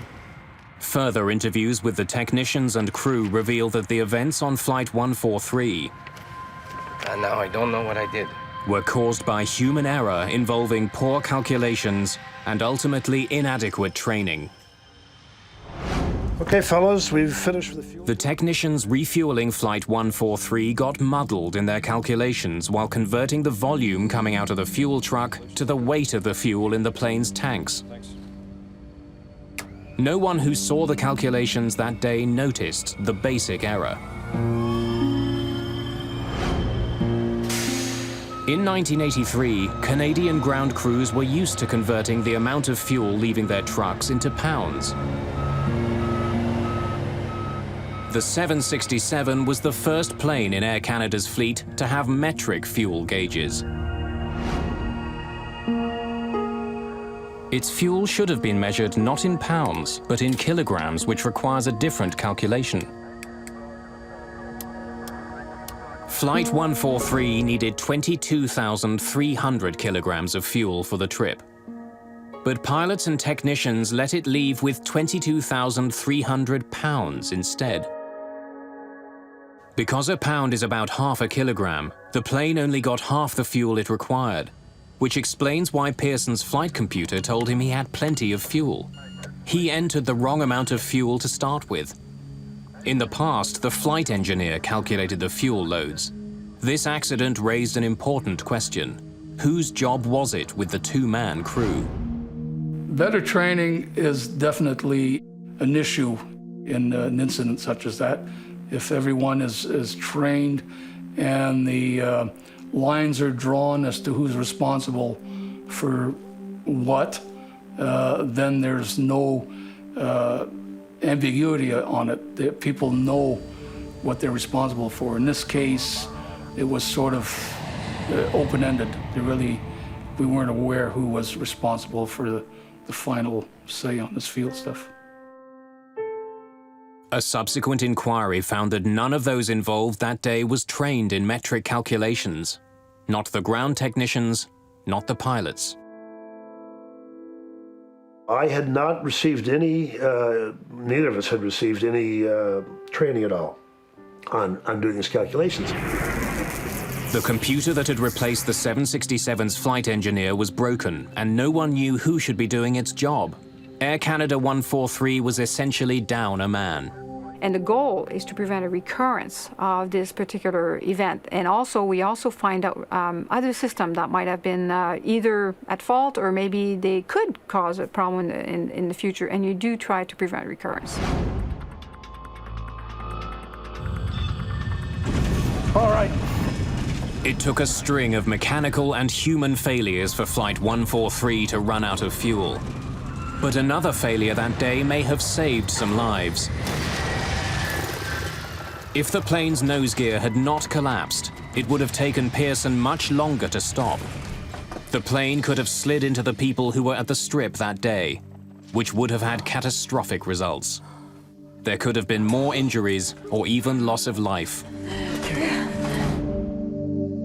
Pearson and Quintel were partly blamed for their roles in the incident. A government inquiry recommended that Air Canada re-evaluate the training of flight crews and ground technicians in metric fuel conversions. It also recommended that the airline keep more spare parts, such as fuel gauge processors.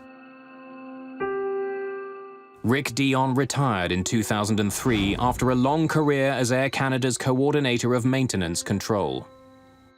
First Officer Maurice Quintel was promoted to captain in 1989. Captain Bob Pearson went on to fly 10 more years for Air Canada, his experience at Gimli shaping the rest of his career as a commercial pilot. This experience affected me mostly by making me more relaxed as a pilot, giving me the feeling that as much as I've trained for all those years, that there's always that question about how you're going to perform when the chips are down, and I now have the feeling that no matter what, as long as an aircraft stayed together, I would get it safely back on the ground. And so it's been a relaxing experience. It's the knowledge that you know under stress you can perform. Before that, you don't know. You just hope you will, and you train for it, but you never know. With the things that they had to deal with was magnificent. I think that got proven in the simulator in Vancouver. They tried out this same circumstances with several crews, and they all crashed.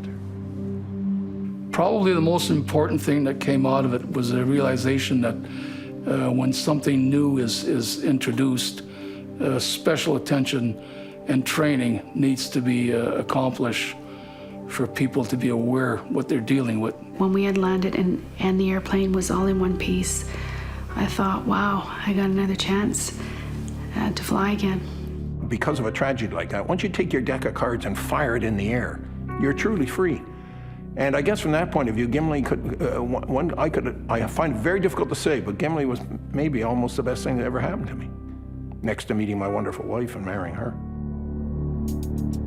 2 days after the landing at Gimli, Air Canada's 767 was back in the air on its way to Winnipeg for repairs.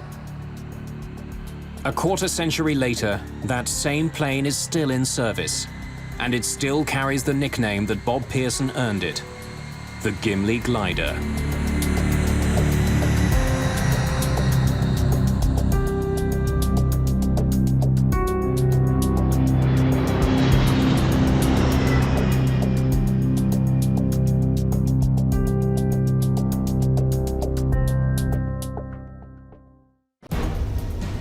High above the North Sea, an aging propeller plane tumbles from the sky.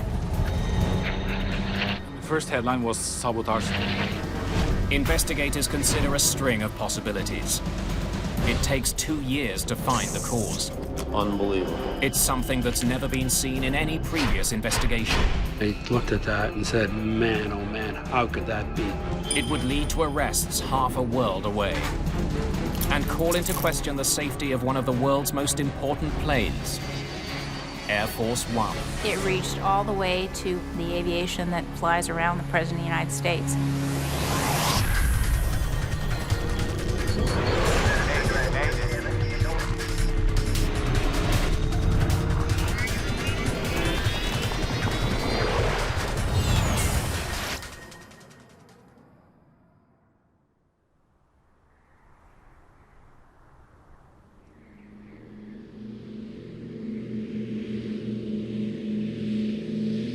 .30 p.m., September the 8th, 1989.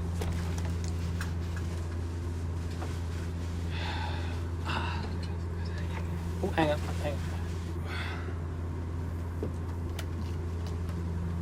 Knut Tvetum and Finn Petter Berg are flying a charter flight from Oslo, Norway, to the German city of Hamburg. Partner 394, radar service terminated. The plane is about 100 kilometers from the Danish coast.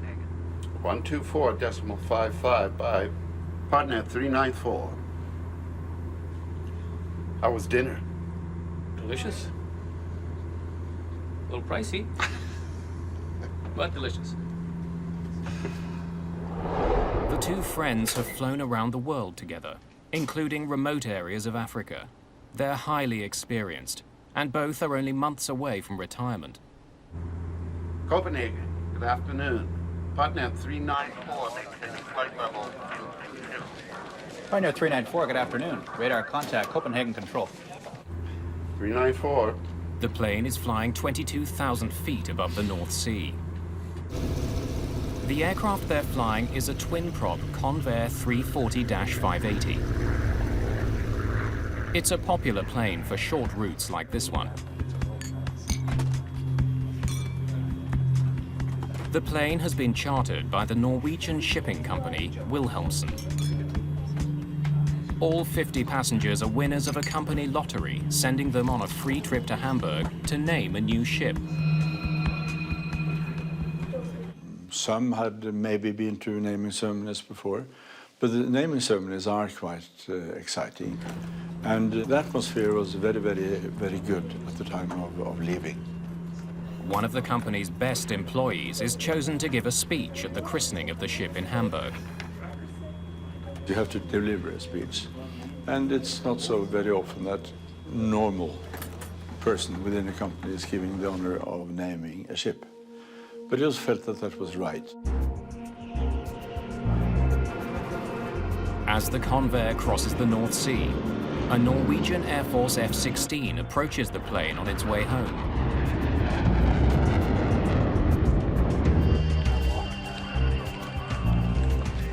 Whoa, look at that, 11 o'clock.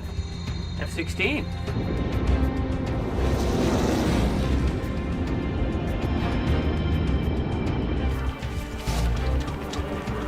Suddenly, the plane experiences a violent shock.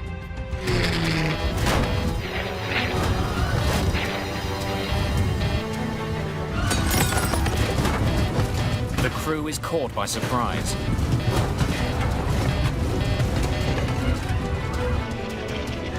The plane begins rolling upside down.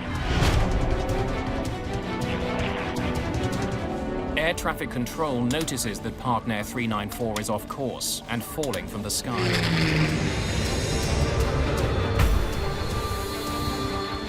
Partner 394, Copenhagen control. Please report new flight level. The crew is struggling to save the plane and the lives of everyone on board. Terrain, what new flight level? Hold up. Terrain. Hold up. Please report new flight level. Then it disappears.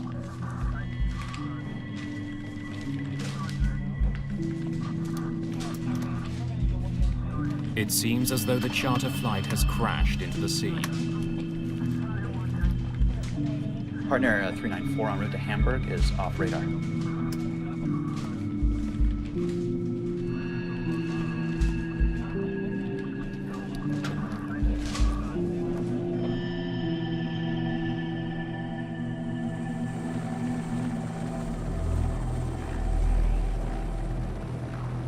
Rescue teams race to the crash site, nearly 20 kilometers north of the Danish coast.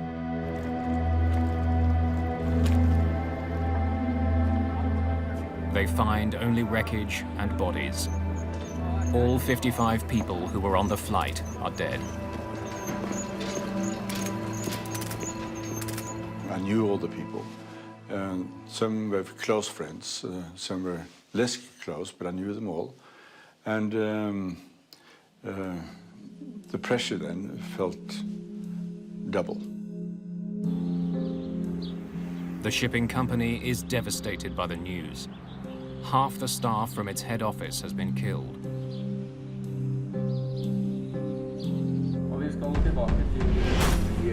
It's the biggest airline disaster in Norwegian history.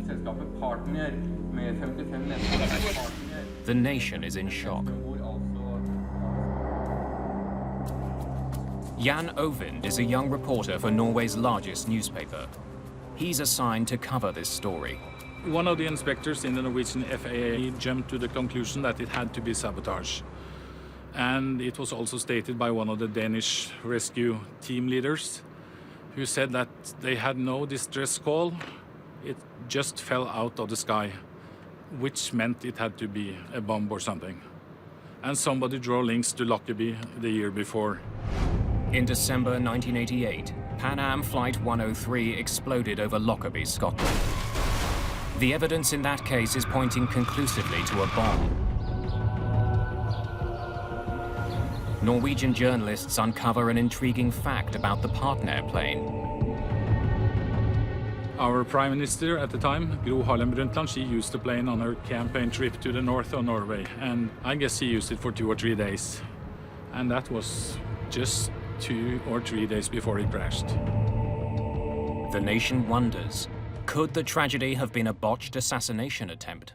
The first headline was sabotage then on the whole front page. A bomb would explain the plane's sudden plunge from the sky. Had the 55 people on board been the innocent victims of a murderer?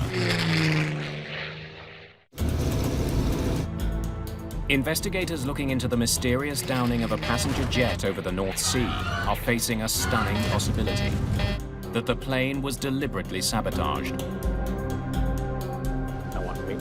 The Norwegian Accident Investigation Board recruits an Air Force investigator, Finn Heimdall, to join the team. It will be a severe test of his investigative skills. It's good to be here. I started many years ago with the Air Force.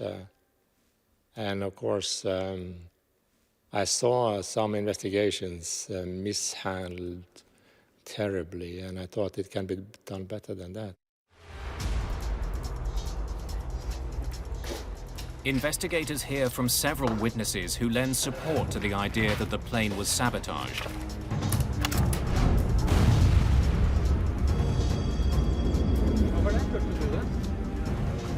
A young man claims to have heard a cannon-like sound coming from the crash site off the Danish coast. It may have been the explosion that brought down the Partner plane. Searchers scour the surface of the sea for floating debris and for victims of the crash. Eventually, all but 5 bodies are found. They're taken to Denmark for autopsies. Those examinations reveal that some of the victims have small puncture-like wounds. This supports the notion that a bomb brought down Partner Flight 394. An autopsy on the first officer also uncovers something unusual. A complete, unbroken toothpick is discovered in his stomach. Yeah, that was a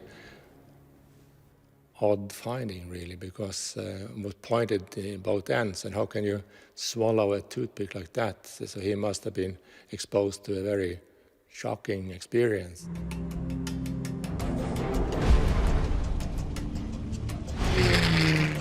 Please report new flight level. But investigators can't confirm that a bomb brought down the plane. They'll need to know more about the final moments of Flight 394. Partner 394 en route to Hamburg is off radar.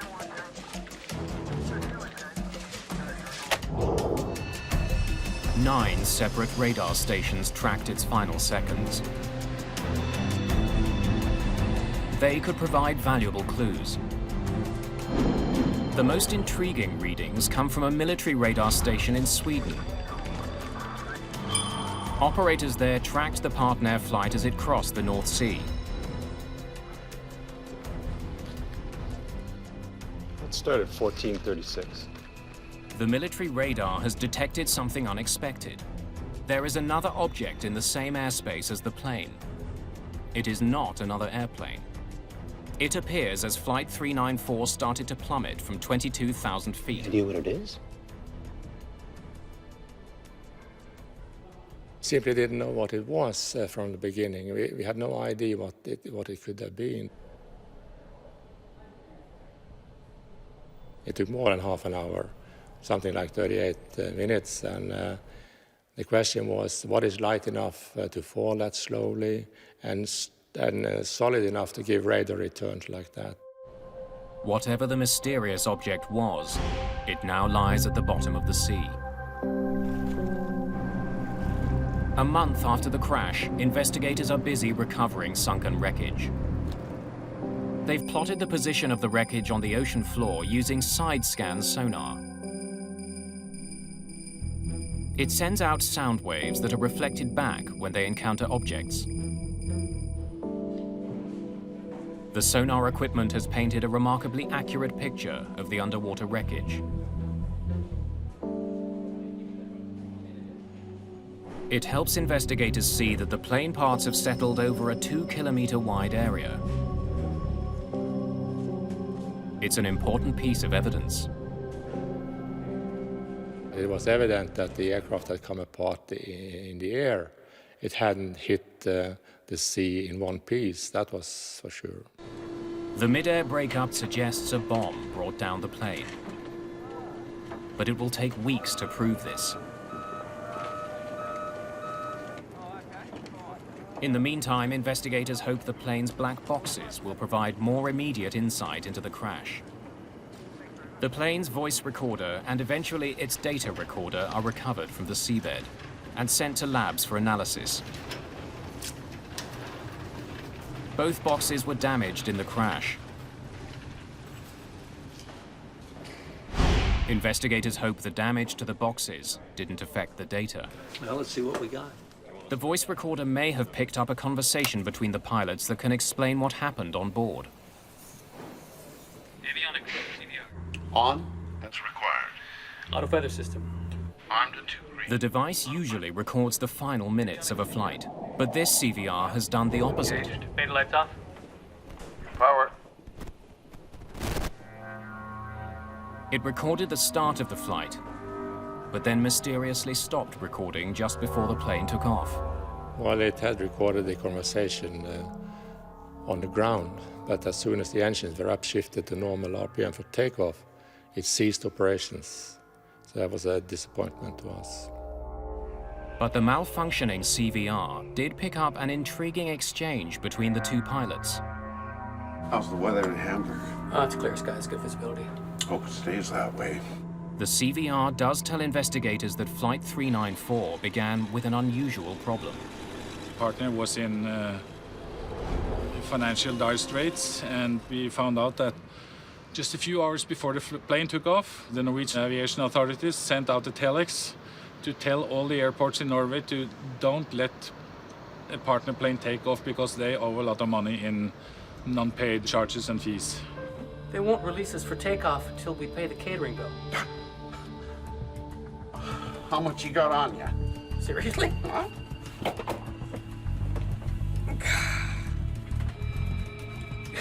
Probably enough, actually. I'll take care of it then. The first officer was forced to leave the cockpit to pay the caterers for onboard meals. Investigators check maintenance records to find out why the CVR only recorded the crew's conversation while they were on the ground. They discover that the plane's cockpit voice recorder had been modified more than 10 years earlier. Modified to switch to primary AC.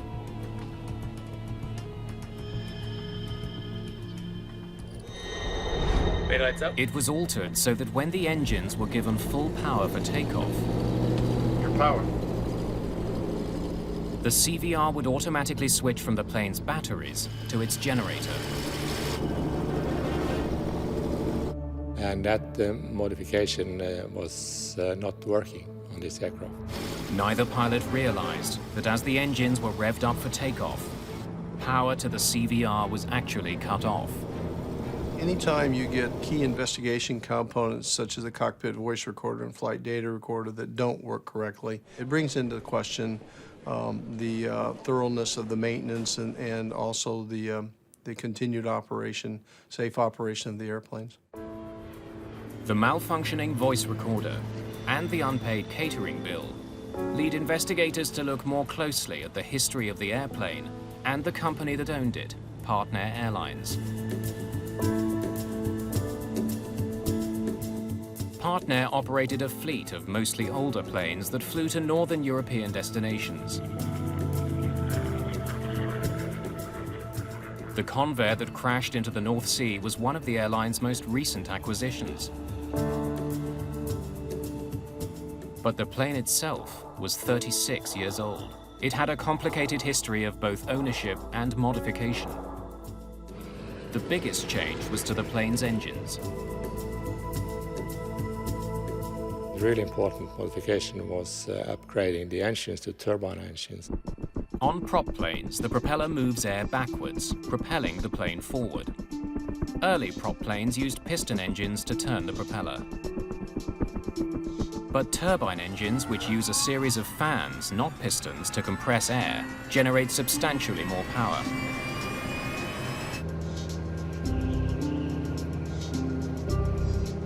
Heimdall learns that in 1960, the plane's original piston engines were removed and powerful new turboprops were bolted to the wings. It's a modification that provides more power, but could pose a risk. When there was a tremendous increase of horsepower installing the turbine engines, I was wondering what that was doing to the structure of the aircraft. Heimdall has been placed in charge of analyzing the plane's engines. He wants to know if the turbine engines could have torn the aging plane apart. I started asking the question, how can an aircraft fly itself to pieces in midair? The plane's flight data recorder should tell investigators about the operation of the engines in the moment before the crash. The recorder from this flight is a primitive analog model. Used a metal foil strip that rotated, and some marking pins actually scratched on the metal surface, on the piece of metal. The antiquated data recorder proves to be another frustration for investigators. It didn't record many of the parameters it was supposed to. But more mysteriously, the needle seems to have recorded certain signals twice. The double line confounds experts who analyze the device. We had no experience with anything like that. We contacted several experts, but none had experience with this before. Yeah, I've never seen that before. The flight data doesn't offer investigators any immediate revelations about the crash. Heimdall now wonders if the very fact that the recorder was malfunctioning could be a clue in itself.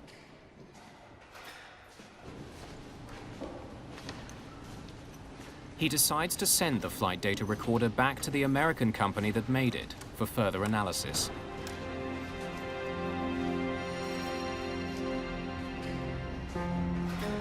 Investigators painstakingly reconstruct the Partner plane. The Norwegian team recovered the airplane with assistance from the local authorities, the Danish authorities, I believe, and decided to reconstruct the airplane. A reconstruction is like putting together a puzzle that helps investigators focus the investigation on areas that need to be looked at and helps prioritize the investigation.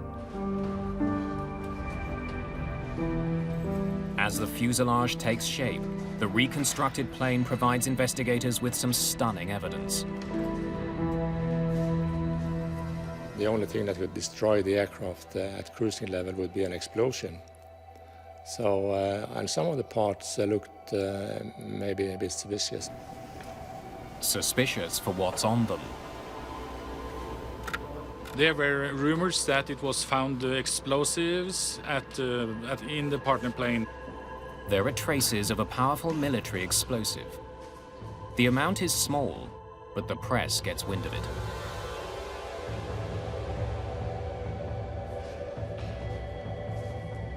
The explosive residue could be from a bomb on board the plane, or from another source. A NATO war exercise called Operation Sharp Spear was taking place that same day near the flight path of Flight 394. One of the pilots I talked to, and he said, I guess it might have been the so-called cold rocket, test rocket, might have gone through one of the wings or the fuselage. Many people now wonder if an errant warhead played a role in bringing down the plane. Pull up, terrain. Pull up, terrain. Pull up. But when the explosive residue is analyzed, it's found not to have been from a bomb or a warhead. There simply isn't enough of it on the plane. There was a small sign of explosives, but that was a very low level and looked more like a contamination than anything else. Many battles have been fought off the Danish coast. The sea is littered with old munitions. Investigators believe the plane picked up some explosive residue while lying on the ocean floor. Explosives are ruled out as a cause of this crash. Metallurgist Terry Heaslip has been brought in. He examines the plane's reconstructed tail and makes a startling observation. Pieces of the plane's skin show evidence of damage from overheating. Which means that it was flexing. And you take a coat hanger and you go like that, back and forth. If you hold it close to where it's going to break, you'll burn your hand because you develop heat where you're doing the fatiguing. It's the same thing on an airplane. The evidence is pointing to a problem with the plane's tail. Investigators are keen to look at a massive generator recovered from the rear of the aircraft. The auxiliary power unit is housed inside the Convair's rear fin. It's a backup power generator that's usually only used while the plane is on the ground. Heimdall inspects the device and discovers that some melted plastic parts from the plane's cabin have found their way inside the APU's turbine. It gives him an important new piece of information about what was happening on the plane at the moment it failed. Meaning that the cabin had failed when the APU was still operating. The APU should not have been running while the plane was in the air. The fact that it was means the APU could be behind this crash. Investigators try to learn more about what happened on the day of the crash. They interview the mechanic who inspected the plane that morning. He reports that one of the plane's two main generators wasn't working, and that he wasn't able to repair it. Regulations demand that the plane have two sources of power before it's allowed to take off. The first officer comes up with a solution that will allow the flight to leave. He tells the airline that he will use the auxiliary power unit throughout the flight as a substitute for the malfunctioning main generator. Okay, I want you to write this in the logbook. Released for flight with APU generator operative. We'll use the APU to power the left side AC system. APU is coming on.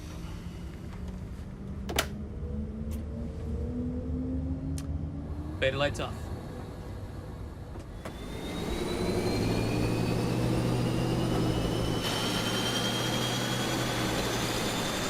Your power.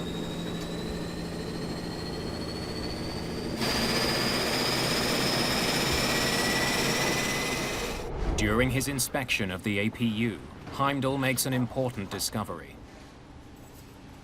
When I saw the part, I saw that it was not an aircraft standard part at all. It was made in a very primitive way by a piece of iron and welding it together in a substandard way. He notices that one of the mounts attaching the APU to the plane is broken. The unit contains a rapidly spinning turbine that generates electricity.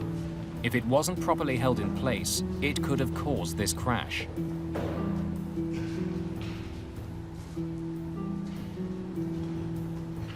Investigators need to know if the broken APU caused the crash.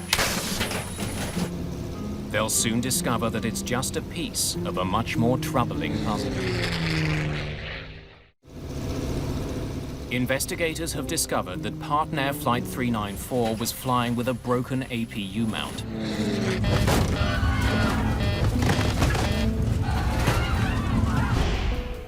Metallurgist Terry Heaslip performs extensive testing on the failed part.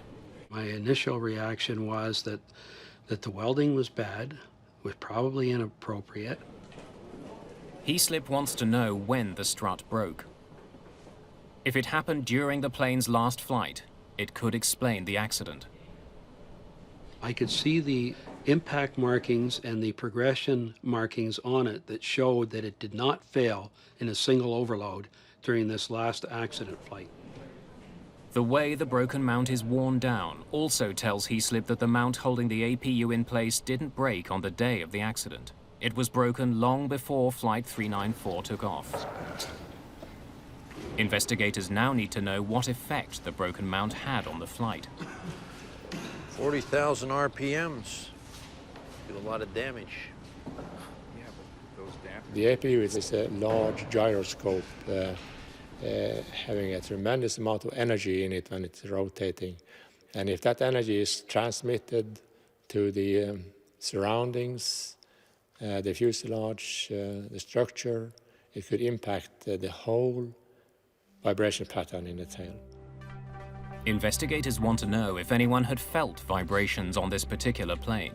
Interviews with people who flew on it provide some answers. Listen, we appreciate your coming in. Thanks a lot.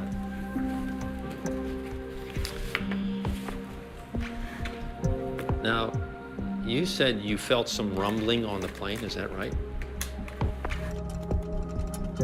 One person stated that the plane that crashed vibrated far more than the two other Convairs owned by the company.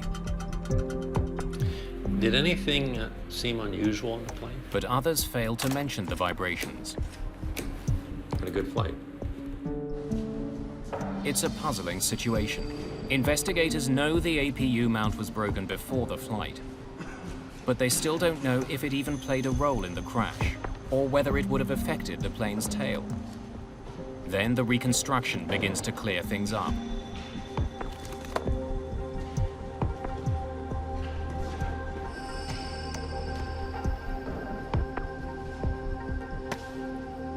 Heimdall discovers that two doors from the plane's tail have not been found.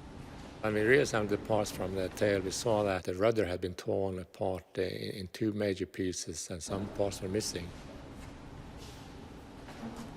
In particular, the doors between the fin and the rudder were missing. The shroud doors are two small doors located on the vertical fin of the plane. They provide mechanics with access to weights inside the fin that control the rudder's movement. Heimdall makes a dramatic find about the doors themselves.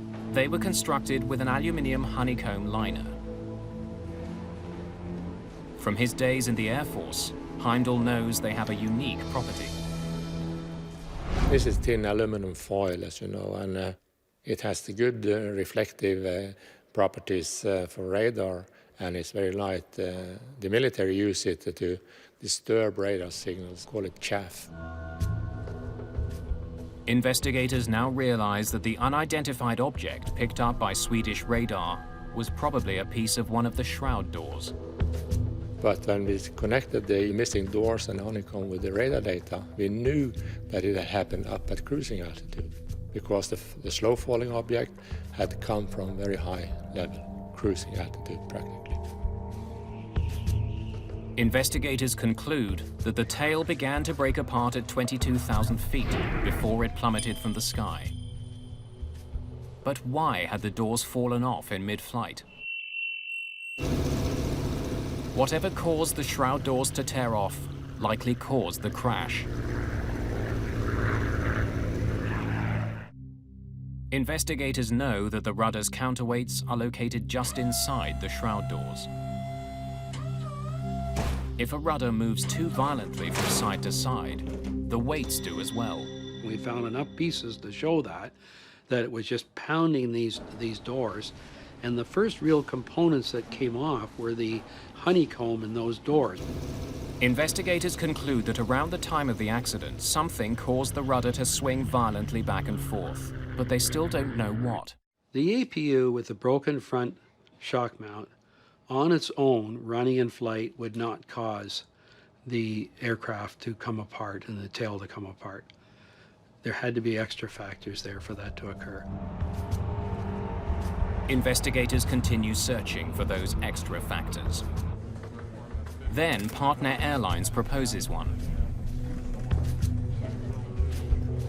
They point to the F-16 that passed over the plane just minutes before the plane veered off course. Whoa, look at that, 11 o'clock. F-16. Partner claims the military jet was flying faster than it should have been.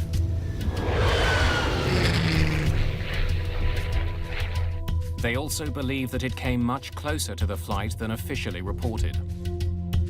Partner, they contacted the Swedish investigator, and he came out with the answer that the F-16 could probably have gone through the sound barrier as it passed just over the partner plane. When a fighter jet or any other plane breaks the sound barrier, you have this pressure wave, and their theory was that this pressure wave just got the plane to disintegrate in the air. But the Norwegian F-16 pilot testifies that he was more than 1,000 feet above the Convair when he passed it. Investigators calculate just how close the F-16 would have had to be in order to seriously disturb Flight 394. They determined that for the F-16's pressure wave to have affected the Convair, it would have had to fly within a few meters of the plane. There's no evidence the two planes were ever that close. Okay, good work. 90% of the plane's wreckage has been recovered from the sea.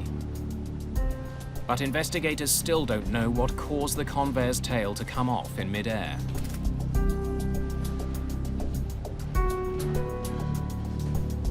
During the course of the investigation, Finn Heimdall is given a promotion, but he has no idea how to solve the puzzle that haunts his nation.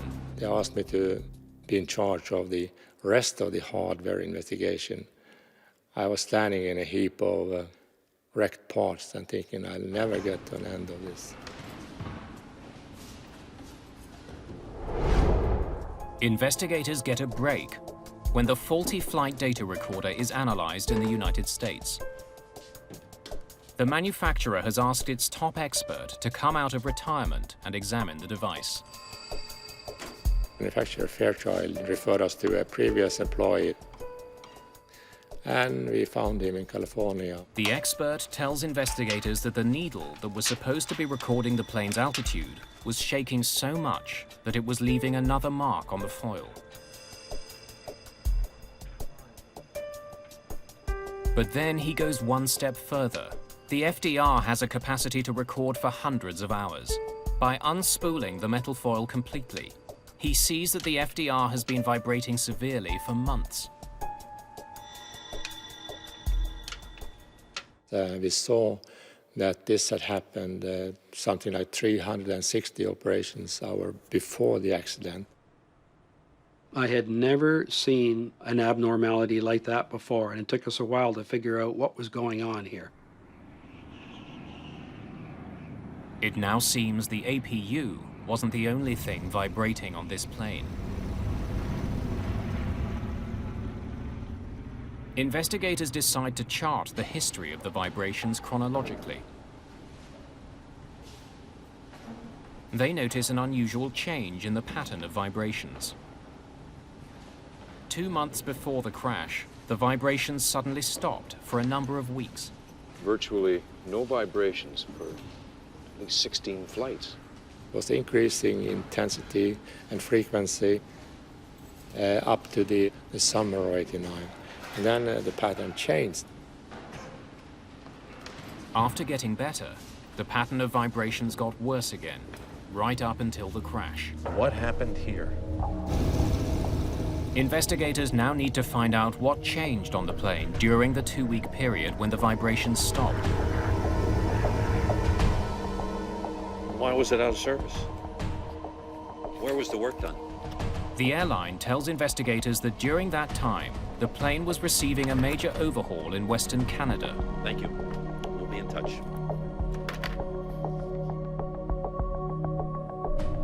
The work was done by the plane's previous owner, a Canadian company that specializes in servicing Convair. During the various test flights there, the FDR recorded almost no excessive vibrations. This healthy pattern continued on several passenger flights once the overhaul was done and the plane returned to Norway. Investigators review the maintenance records.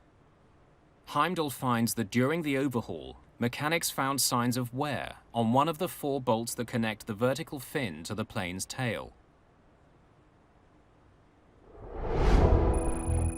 These 4 bolts are the only things holding the tail to the fuselage.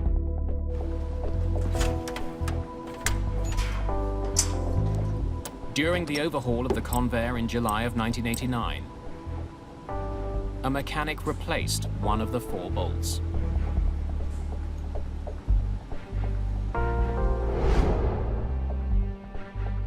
The information from the flight data recorder reveals that the vibrations in the tail stopped right after that 1 bolt was replaced.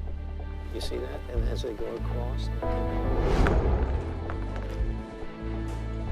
Incredibly, investigators are able to recover all 4 of the bolts which were holding the tail in place.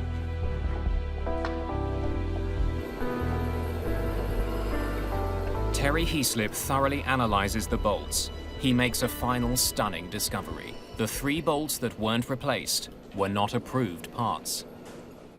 We did metallurgical testing and we did mechanical testing. And by doing all of these analyses, we worked out that the 3 of the assemblies were not up to scratch. They were bogus assemblies.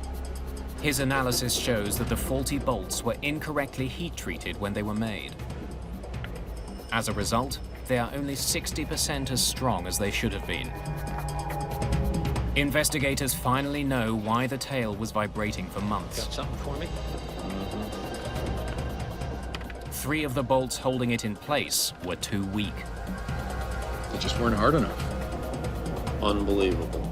3 bolts holding the tail to the rest of the plane were not authentic parts. They were well-disguised fakes. The weak bolts mean investigators now must answer a critical question. Why didn't the tail come off in the previous 16 flights where it vibrated excessively? Why this last flight? Investigators already know that on the day of the accident flight, a power generator wasn't working, and that the pilots improvised a solution. Okay, I want you to write this in the logbook. Released for flight with APU generator operative. We'll use the APU to power the left side AC system. APU is coming on. The pilots didn't realize that the APU mount was broken and the motor was vibrating considerably. Their decision to run it throughout the flight made a bad situation worse. The reason why things got bad on this particular flight is that the APU was literally floating on 2 mounts instead of 3. This, along with the faulty bolts, created even more vibrations in the tail of the plane. And when you get the two of them shaking, if they ever get into sync, what we call resonance with each other, disaster.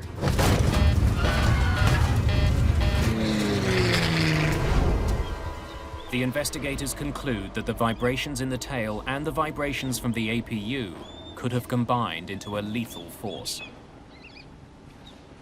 Now, this is what we got from the guys at MIT. Technically, the vibrations could have torn the plane apart. If the two loose items start to vibrate in the same frequency, now you're going to get, or a multiple of that frequency, you get what's called coupled harmonics. And the one vibration is feeding the other one. They're feeding each other and making each other worse and worse. The most famous example of coupled harmonics occurred on the Tacoma Narrows Bridge in Washington State in 1940. The newly built steel and concrete bridge began swaying lengthwise, and then a crosswind started dipping it left to right. The two vibrations moving in different directions combined to create a violent twisting motion that tore the bridge apart.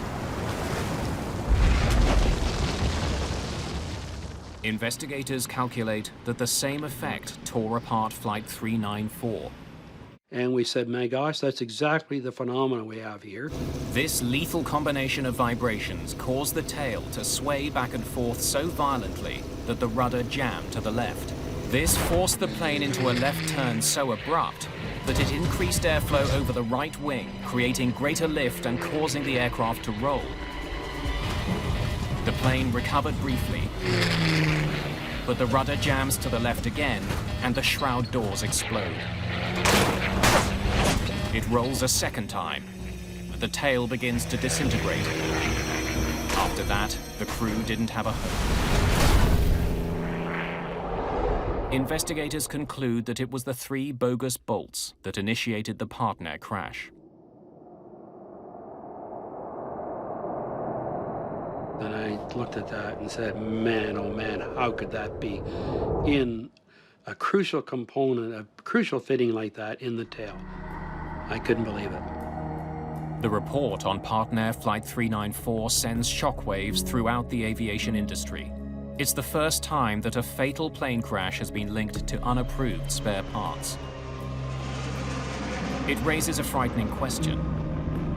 How many of the parts being put into planes around the world are bogus? The Partner crash, that was the seminal event that started people actually having to recognize the unapproved parts problem and the fact that the worldwide inventories of aircraft parts, in fact, were contaminated.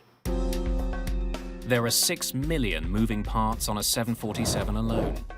The spare parts business is a $45 billion industry. And at the time of the crash, that industry was largely unregulated. Mary Schiavo is the former Inspector General of the Department of Transportation, the agency that oversees the FAA.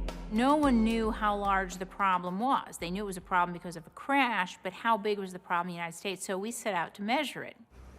We started by auditing the FAA's own parts bins.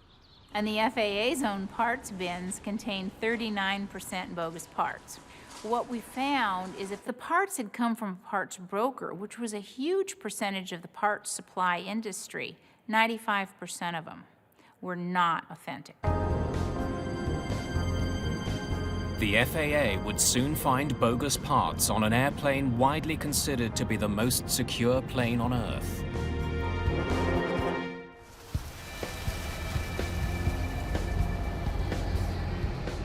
There are 5,000 parts brokers in the United States, many of them in the Miami area. Parts brokers had no regulation whatsoever. You had a telephone and a fax. You were a parts broker. Overnight, you could be in the parts brokerage business, and you could get them anywhere you chose. You could get them from junkyards, you could get them from scrap facilities, you could get them from old planes, you could get them from crashes, you could get them from people who are willing to manufacture and don't care about the law. Spare parts for airplanes are expensive, A single bolt, like the one holding on the Partner flight's vertical fin, can cost up to $250. A bogus one can cost as little as $30. Which makes it a bargain. And when you have situations like you have today, and airlines are bottom line driven, and you've got 8 or 10 major airlines in the United States, for example, that are on the verge of bankruptcy, they're looking to cut costs. The FAA launches a major investigation into illegal parts and uses sting operations to uncover unscrupulous dealers.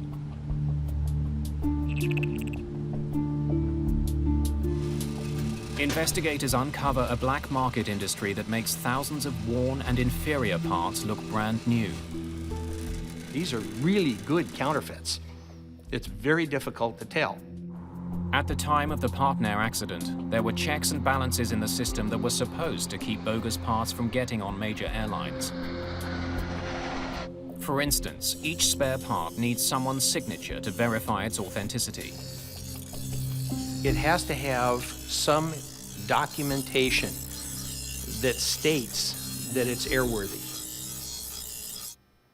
It has to have a maintenance release by some certificated entity. But investigators discover that in addition to a huge market in spare parts, there's also a burgeoning market for counterfeit FAA tags.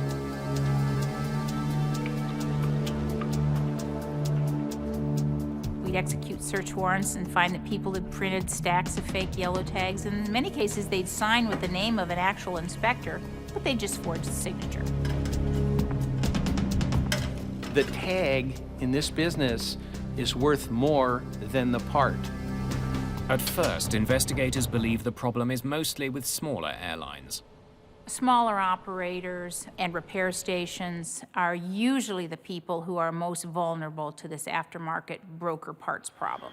They're shocked when they discover that bogus parts have been found on what is supposed to be the most tightly controlled plane in the world, Air Force One. It reached all the way to what many people consider literally the highest levels of aviation, the aviation that flies around the President of the United States. Supposedly in an airtight supply chain, we had bogus parts cases that touched those aircraft.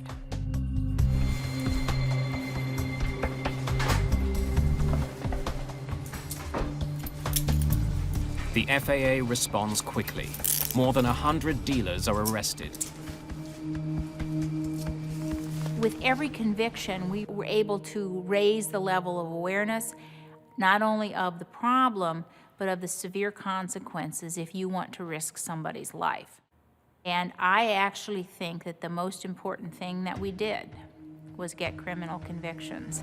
As a result of their investigation, the FAA institutes a much more rigorous system for documenting airplane parts. They threaten airlines with criminal charges if they knowingly accept bogus parts. Things are different today because we have a whole body of regulations, much more than we had in the 80s and 90s even, to address the problem. You have to get the mechanic who's actually got the wrench in his hand to a point of sophistication where he's knowledgeable enough to smell a bad part, to smell a bad piece of paper. And it is possible to do. The new regulations achieved their goal. In the 2 decades following the crash of Partner 394, there wasn't a single fatal accident attributed to bogus parts.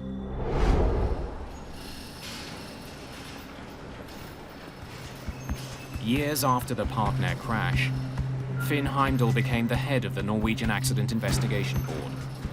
Jimmy, my friend. It was a major puzzle that an aircraft, for no obvious reason, could more or less disintegrate in midair. His report into the accident resulted in major changes that likely saved lives. That's the positive thing, but the negative, of course, is the tragedy, the personal tragedy to many people. One of the smallest parts on a Norwegian charter plane failed in 1989. Because investigators found the cause of that accident, passengers around the world are safer. less likely to be on a plane that's fitted with bogus parts.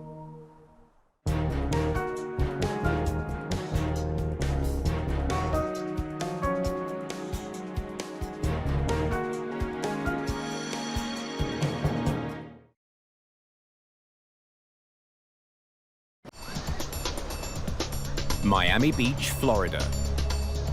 Sun, sand, and calm blue seas. But when a tourist points his camera towards the sky, he captures a scene of horror. A plane is falling to the sea. We have a code 4. Repeat, code 4. A plane down in the water. As soon as I saw this, I realized, I'm like, oh no, this is the Chalk's airplane crashing. The downed plane is Chalk's Ocean Airways Flight 101, bound for the Bahamas. Could it have been a collision with an object? Could it have been a fire? Could it have actually been a criminal act? Let's notify the FBI. The incredibly rare video may hold the answers. Can you enhance that for me? An airline renowned for safety has made a fatal error. But it will take investigators hundreds of hours to finally uncover it. Bingo.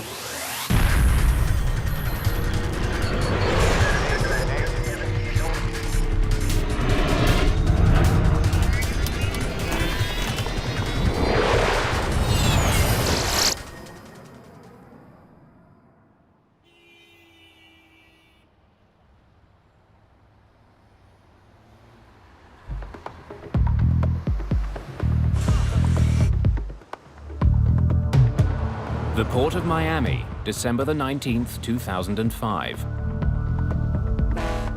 Giant freighters and ocean-going cruise ships are a common sight. But there's another, much smaller craft that's often seen in this port. Chalk's Ocean Airways flies seaplanes in and out of this busy waterway. Today, Flight 101 from Fort Lauderdale is making a brief stopover here on its way to the Bahamas. Feather propellers. Check. Shut down engine number 1. Shutting down engine number 1. Chalk's flies to 2 regular destinations, both in the Bahamas. Bimini, where Flight 101 is scheduled to land this afternoon, and Paradise Island. Ladies and gentlemen, this is your captain speaking. We're just making a short stopover here in Miami to pick up a couple passengers. We apologize for the delay. We'll be on our way again soon.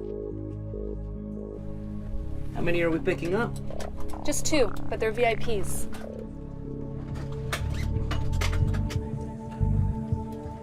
For a small community like Bimini, Chalk's seaplanes are a lifeline.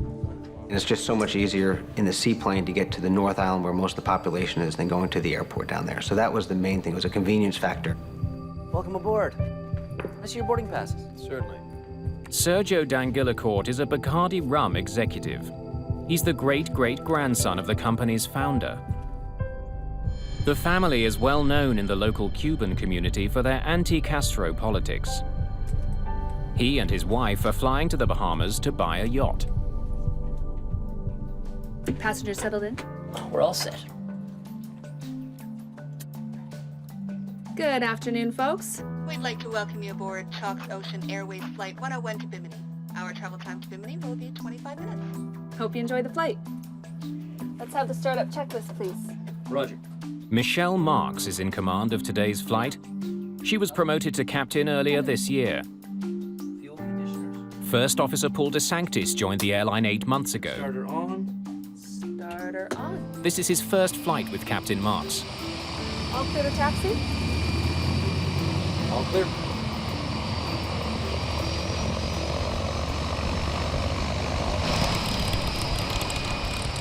The Grumman Mallard is a twin turboprop design. It has a V-shaped hull and underwing pontoons.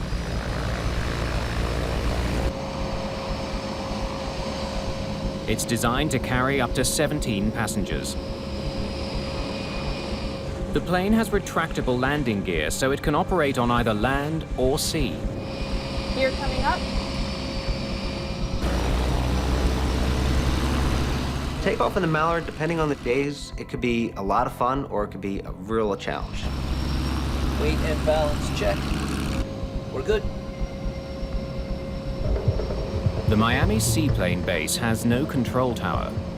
The crew has to keep a lookout for boat traffic as they taxi through one of the busiest ports in the world. Taking off out of Miami in the shipping channel, it's kind of like trying to take off during rush hour traffic. You've got boat traffic, wave traffic, the wind, the airplane to deal with, and everybody's going different speeds, and you're trying to get up and go and navigate around everybody, so it was always a handful. Flight 101 will take off from X-44, a seaplane base near a channel known as Government Cut. Prepare for takeoff. Roger. Ready to take off. Both pilots have their hand on the throttles. It's to prevent the captain from inadvertently pulling back if the plane hits a wave. 45 knots. 50 knots.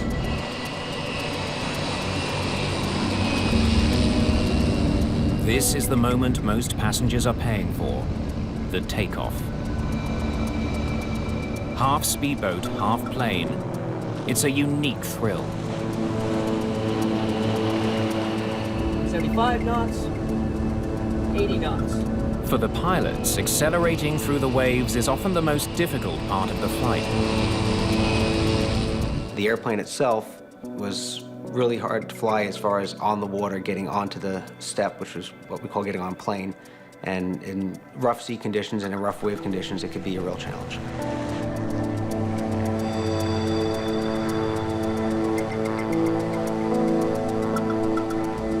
But this takeoff goes smoothly. Flight 101 is no longer a boat, it's now a plane en route to Bimini. It's 2:38 in the afternoon.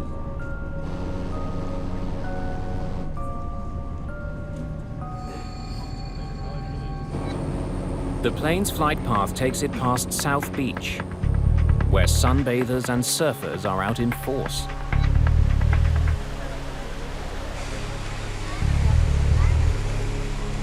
Just less than a minute into the flight, the Grumman Mallard is climbing through 500 feet, well below the clouds. Then,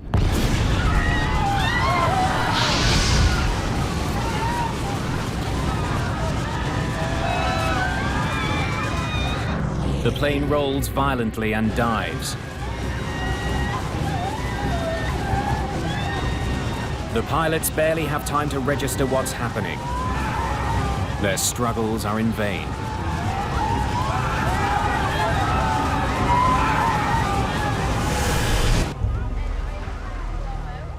By chance, a tourist from New York catches Flight 101's final moments on his camera. 60 seconds after takeoff, the plane slams into the ocean.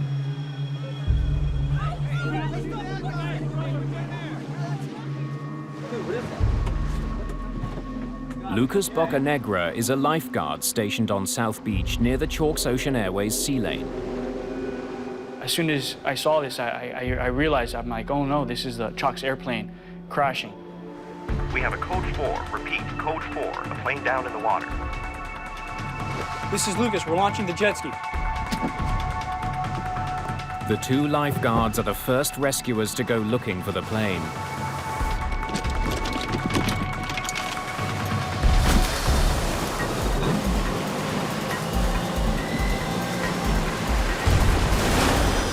We drove as fast as we could to the scene of the accident. There was a lot of things coming through my head. I was nervous, scared. I was kind of full of adrenaline.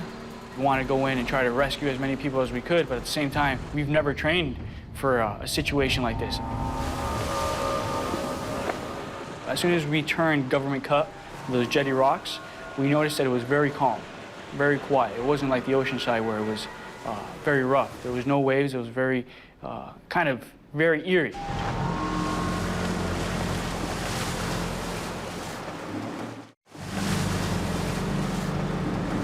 At first, Lucas Bocanegra finds no sign of Flight 101 or any of the passengers.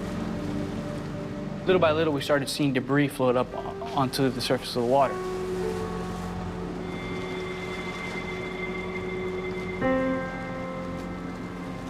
And we saw some chairs, some luggage here and there, and suddenly we noticed it was a body in the water. As soon as we put the body on our jet ski, we realized that from his injuries that there was nothing we could do. From there, it was just try to recover as many bodies, bring them back for their families.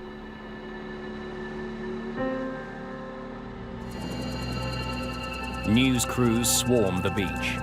Chalk's Flight 101 plummeted into the channel in full view of tourists lining Miami Beach. Even a fraction of a second, the whole plane was engulfed in flames. Black smoke and then an explosion. Pure fire in the sky. It was so surreal, we couldn't believe that we actually witnessed that. Chopper 4 over the wreckage as Miami Beach Coast Guard look for any survivors. But the effort is futile. We retrieved some of the bodies, but we were unable to find anyone that had survived. All 20 people on board are dead, including pilots Paul De Sanctis and Michelle Marks. The residents of Bimini are devastated by the horrific news. I was very sad for the crew and the friends that I had lost on the airplane. You never expect an accident to actually happen. And to see that on television like I did, it was very, very sad.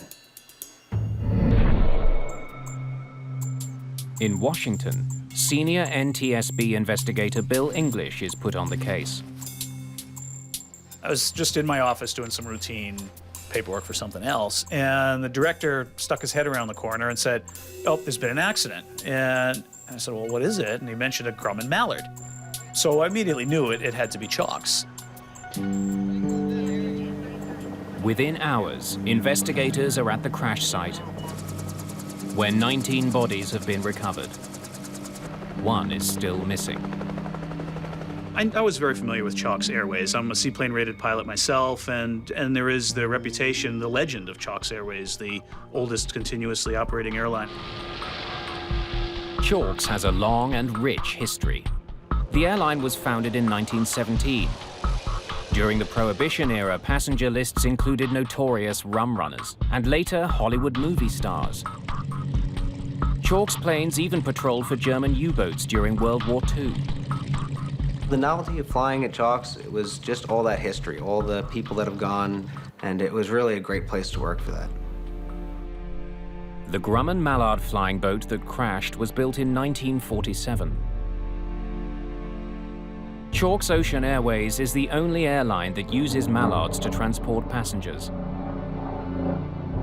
They're not really a mainstream type of airplane, and so there's always that nostalgia about them.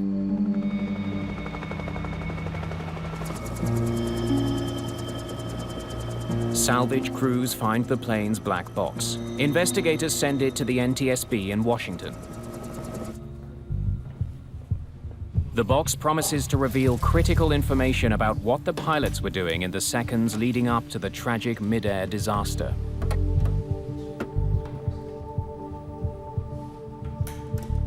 In any investigation, the flight data recorder and the cockpit voice recorder are a great desire. More data, the better. We can always learn something.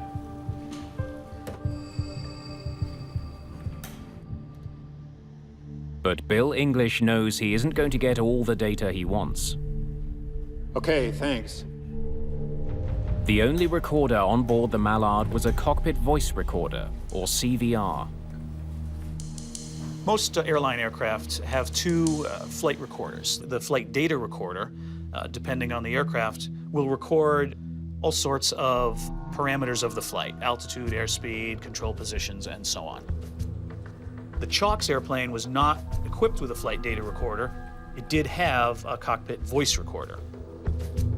Though the lack of flight data is a big disappointment, media coverage of the crash gives investigators a very rare piece of evidence.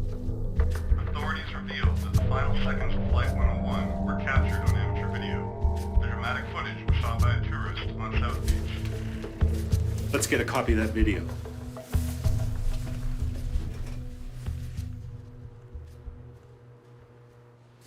Okay, let's see it. The video only captured the final seconds of the plane crash, but it confirms eyewitness reports that a wing ripped off in midair. Can you enhance that for me? The video showed the wing just after separation from the aircraft, the main part of the aircraft fuselage rolling off in the other direction, and the fire and smoke starting from that. It was quite startling that the wing would fall off in this plane. It was a beautiful day. The water wasn't rough on the takeoff, and all of a sudden this wing just dropped off. It must have been absolutely devastating.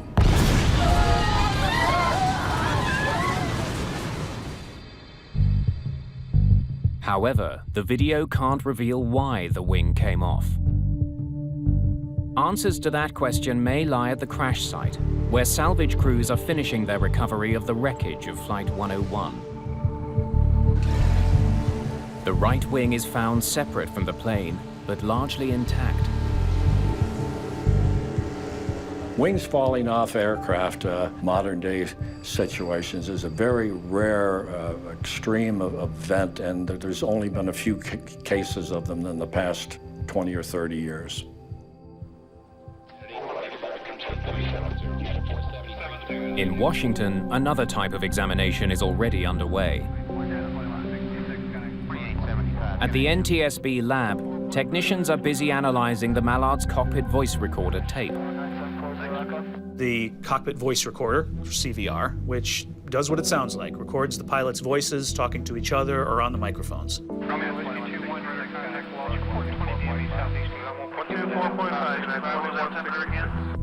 But the tape is a jumble of voices and sounds. Technicians can't retrieve any useful information. It turned out that the erase head function, it's just like a tape recorder that most people are familiar with. It didn't erase the old stuff, so every subsequent flight kept getting recorded over and over and over again and just became a muddled sound, and it wasn't audible to us or useful. It's another setback.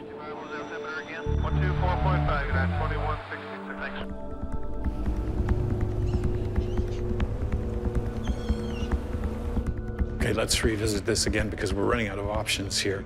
Investigators have fewer and fewer tools to work with. Bill English considers the possibility that Flight 101 hit turbulence so violent that it tore the plane apart. But the weather on the day of the crash doesn't support that theory. There were no storms that could have caused such severe turbulence. Clearly, something else had torn this plane apart. There's a possibility the Mallard collided with something in the water before takeoff. Seaplanes don't take off of a conventional runway. They're in water where there can be things like logs or other debris, which could potentially cause structural issues with an aircraft.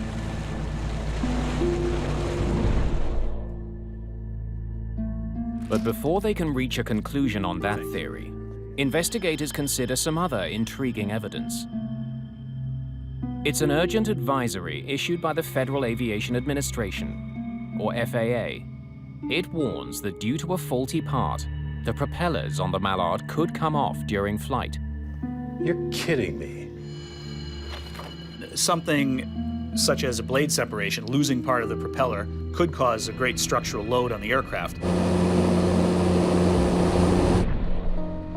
English now has a solid lead, but his team is still missing the evidence they need to prove their case.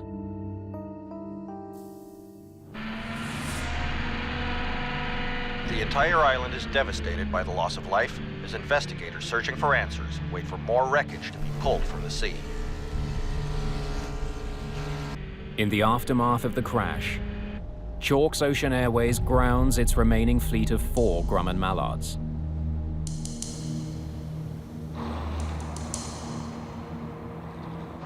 At the NTSB's Miami command post, They're working to identify various plane fragments and other debris from the crash. We started out with the wing itself that separated the spar, which is the main part of the structure of the wing, and any of the other fracture surfaces, looking for obvious initiation factors. They carefully examine the propellers, looking for evidence that might confirm suspicions raised by the FAA advisory. But it's another dead end. We're able to determine all the blades were attached, and the bending that we saw was the expected pattern from proper operation when those blades hit the water. Once again, they're back to square one. There's the damn color.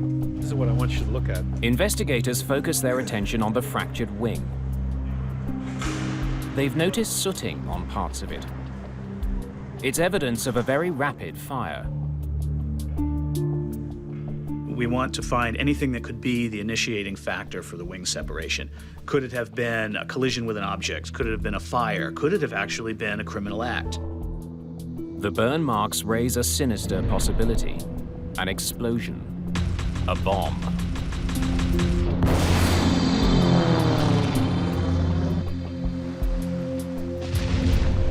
This now falls outside the NTSB's area of expertise and authority.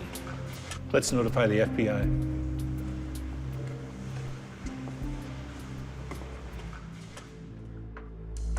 The FBI helps us in many of our investigations, and we will utilize some of their experts to rule out terrorism or a criminal act. If it was a bomb that brought down Flight 101, a likely target would have been one of the 18 passengers. Thanks for coming in. We're going to need your help on this. One name stands out on the passenger manifest. Sergio D'Angelicourt.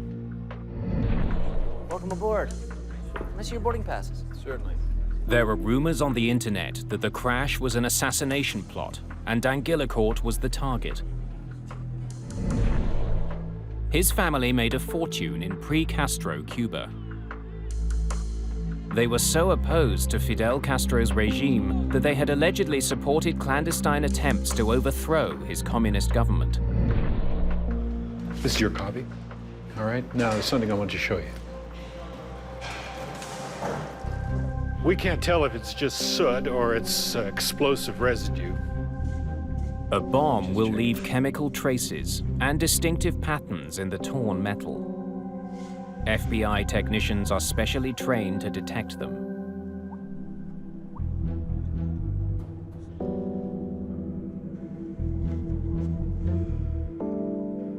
The samples from the wreckage will be tested at FBI labs in Quantico, Virginia.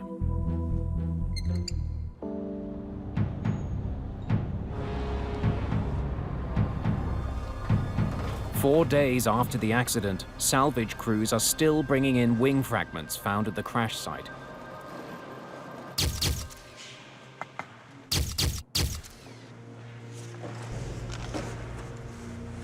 So we need everything that looks like it come from the right wing.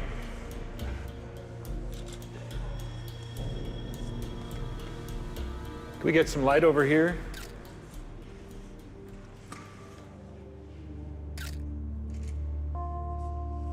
Overstress. Most of the damage they see is from overstress fractures, areas where the metal was literally ripped apart when the wing tore off. Come here. That's the sink. When metal is suddenly stressed to the point of breaking, the fracture leaves a very distinctive rough edge. It's easy to distinguish it from fractures that have developed slowly over time. Cut this from here to here and get it to Clinton, Washington. As we started to examine the right wing, spar, and other components on scene at the Coast Guard station or the seaplane base, this was a visual examination there. We didn't have the sophisticated lab tools that we have at headquarters. They identify parts to be shipped to the lab in Washington, where they hope closer inspection will reveal exactly what went wrong with the wing.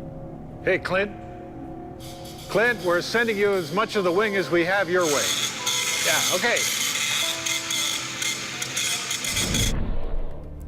Yeah, no, I'm still waiting for that report.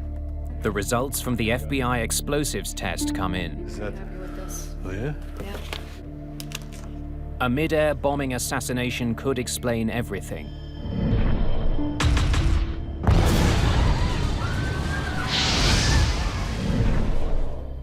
But there is no explosive residue on the wreckage. Okay, so that rules that out.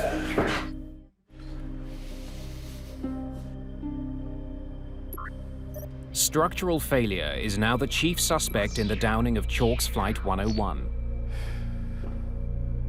Well, that's all that's left. That's tomorrow. It was obvious the airplane had a catastrophic structural failure. So we needed to find out the cause, the initiating factor of that structural failure. He needs to know more about the long history of this particular Grumman Mallard. It's very typical in any accident investigation. We want to look at the maintenance history of an aircraft. For an aircraft that's 60 years old, that's even more so important. It takes days to comb through the 28 boxes of old records. We want to make sure that we can develop an entire history of this aircraft, what sort of chronic problems may have shown up in the maintenance of the aircraft, and what types of work had been done on any of the factors that looked likely to be involved.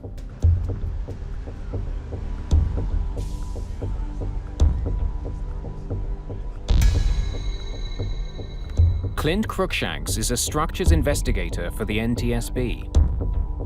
When we go into an investigation, we try to go in with a very open mind and look at the wreckage and let it tell the story for what happened. We wanted to look at every piece that broke on the right wing to determine if this was a age-related failure or if it was something that was caused by a structural overload. As with most aircraft, the Mallard's wings are built from aluminium alloy. The spars run the length of each wing. In between the spars are stringers that give added support. Together, these parts make up the wing box, which also doubles as a fuel tank. And then the skin is over top of all of that structure to kind of give a smooth aerodynamic look to the wing. All of these together work to carry the flight loads that the wing is designed to carry. Once you compromise one piece of that structure, the ability to carry the normal flight loads has been compromised. Thanks. Over the years, the wing box had been repaired many times. Chalk's mechanics had patched up areas damaged by corrosion, which is not unusual for an aging aircraft, especially a seaplane. The fact that they land on water means that their takeoff and landing loads are different than you would have on a land-based airplane. Also, they're always in water, and the corrosive effects of water are going to happen more readily on those airplanes. But when investigators examine the rest of the Chalk's fleet, they find that the Mallards are in far worse shape than they imagined. Corrosion repairs. Corrosion. Corrosion. Corrosion. Corrosion. Corrosion repairs. Lots of them.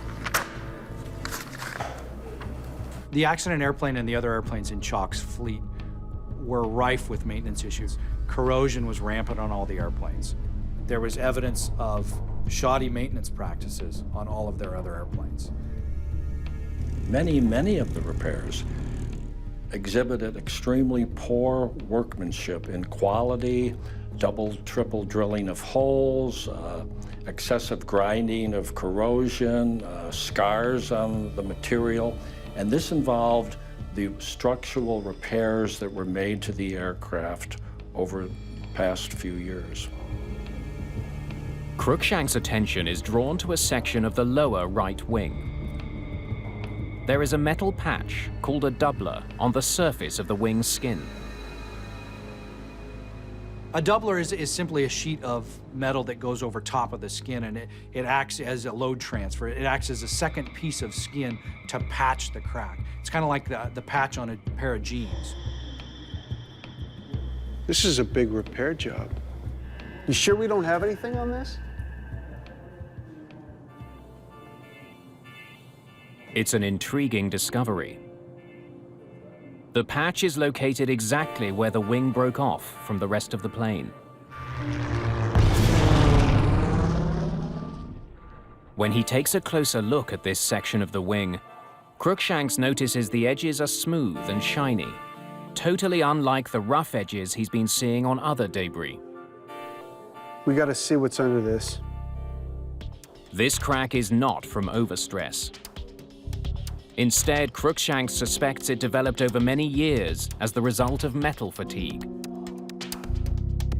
Metal fatigue is a process by which any piece of metal, a wing spar or anything, is repetitively loaded and unloaded. You can think of it as bending a paperclip back and forth, and everyone's done this, and after a while, it eventually breaks.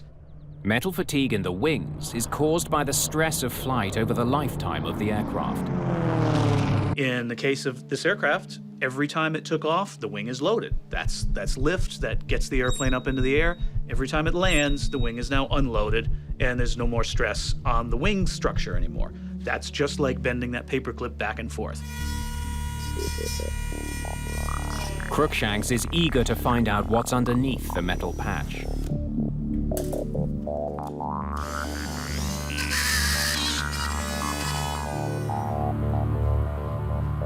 Okay, let's see what this doubler's hiding. They find even more metal fatigue. Deep cracks cut across the wing. The extent of the damage is staggering. A crack 40 centimeters long. Man, oh man.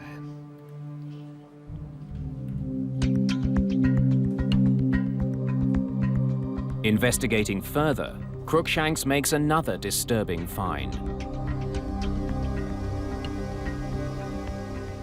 3 machined holes in the skin forward of the leading edge. All 3 appear to be stop drill holes.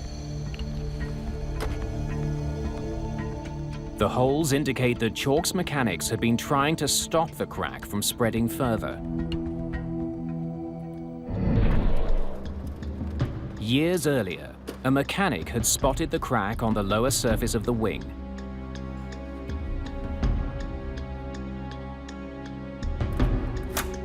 He repaired it by drilling a hole in the path of the crack. It's called a stop drill hole. The end of a crack, you can see even with the naked eye, is sharp. It comes to a point. That tends to want to develop a crack more. By drilling a hole at the end of the crack, that would spread out the stress, and the idea is to stop the growth of the crack there. But the stop drill holes didn't work. An attempt was made to repair that skin on 3 different occasions by stop drilling. Even as mechanics put in more holes, the crack kept growing. After the 3rd stop drill, an attempt was made to further repair the wing by attaching doublers on the interior and exterior surface of the skin. But the doublers didn't work either. The crack on the plane's skin continued to grow. Investigators now know the right wing was damaged long before the day of the accident.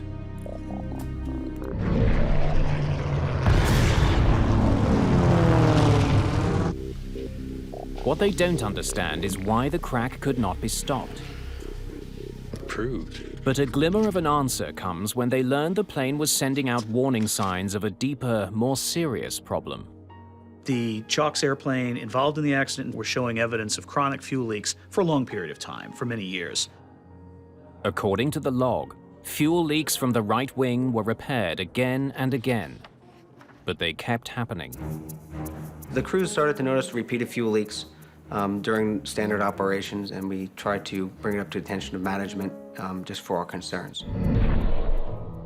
Just 2 days before the crash, it happened again. While doing routine maintenance on the Mallard, a mechanic came across fuel dripping from the right wing. They always addressed the problem with trying to reseal the fuel tanks or trying to fix whatever problem they thought they had. It always seemed to be a reoccurring issue. The procedure for plugging a leak was to apply a chemical sealant to the inside of the empty fuel tank. The sealant would take a day to dry. Then the plane could be refueled and returned to service. The leaks should have been a clue that the crack in the wing skin was just the tip of the iceberg, that there was a much more dangerous problem with the wing's interior structure. Fuel leaks in this particular aircraft are indicative of a problem with the wing structure. In fact, Grumman put out a service bulletin back in 1963 that warned mechanics chronic fuel leaks are an indicator of a structural issue with the aircraft.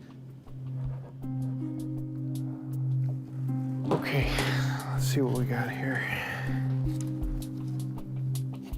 Cruikshanks examines the pieces that make up the right fuel tank. Some kind of sealant. He wonders why the fuel leaks persisted in spite of the constant efforts to repair them. Hand me that scraper, please. Thank you. Beneath the layers of sealant, he finds his answer. Bingo. Cracks in a critical support beam called a Z-stringer. It's the piece that the plane's skin was directly attached to. All right, will you finish cleaning this off and then get some pictures, okay? Thank you.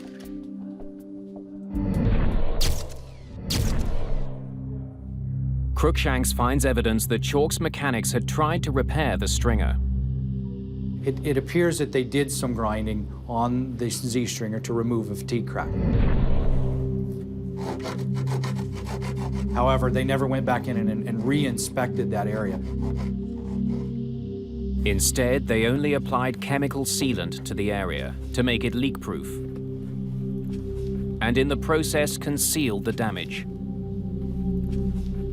Chalks made repeated attempts to repair the airplane by stop drilling the wing skin cracks, adding doublers over top of the cracks. But they never addressed the root of the problem, which is the cracked Z-stringer. The reason they couldn't address the Z-stringer is it was covered in fuel tank sealant. The broken Z-stringer weakened the entire wing. Now, with every takeoff and landing, the plane's skin was absorbing the forces. Over time, the skin began to crack as well. The final outcome was inevitable. The fatigue cracking reached critical length and the wing separated from the airplane.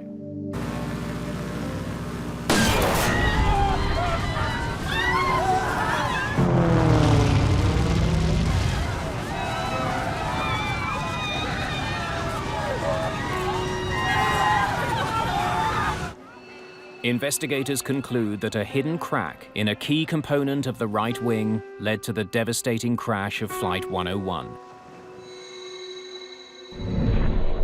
Go all the way up and down. Chalk's failure to identify such a serious problem now forces investigators to re-examine the airline's long history. Chalk's Ocean Airways had an image as one of the safest airlines in the world. Despite the age of their fleet, the airline had an outstanding record of safety dating back almost 90 years. Chalk's safety record was great. They had never lost a passenger in all the years of operation. Chalk was an old, established company, but it seems to me that somewhere along the line, the management and the quality of the work done had slipped quite a bit from in the past years. What have you got on the financial state of this company? Investigators are beginning to suspect that the company's reputation for safety may have been undermined in recent years by money problems. Financial issues in an airline, especially a small carrier like this, can manifest themselves in many ways. Personnel are sometimes one of the first things to go. A search of Chalk's financial history uncovers some trouble. In the 1980s, Chalk's went through a string of owners before going bankrupt in 1999. The airline was revived by a Miami businessman, but it kept losing money. Just a few months before the crash, the last attempt to sell the business fell through. Not doing so well. It wasn't a secret that we were having financial difficulty. The pilots had taken pay cuts and the captains had taken concessions, and we downsized a lot as far as personnel. It wasn't just personnel that felt the pinch. It was difficult for Chalks to find spare parts and to do some of their repairs. Chalks had a number of other unflyable aircraft that they owned that they would cannibalize for spare parts. There were maybe only 50 or 55 aircraft ever built. In that case, the original manufacturer, Grumman, was no longer in production of that aircraft. They no longer supplied parts. The airline's deteriorating health and the shortage of spare parts had a direct impact on safety. There's so much regulation and there's so much just necessity to make the airplane fly. It's hard to skimp on maintenance and not impact reliability. And if you don't have reliability, then you're just spiraling downhill. But no matter how tight the finances were, as a commercial airline, Chalks should have been closely monitored by the Federal Aviation Administration. In fact, the FAA did assign an inspector to work closely with Chalks. The FAA inspector, which is called a principal maintenance inspector, was responsible for the oversight of the maintenance program as carried out by Chalk. The inspector was aware the plane was suffering from chronic fuel leaks. And yet, inexplicably, he gave Chalks a clean bill of health just 2 months before the crash.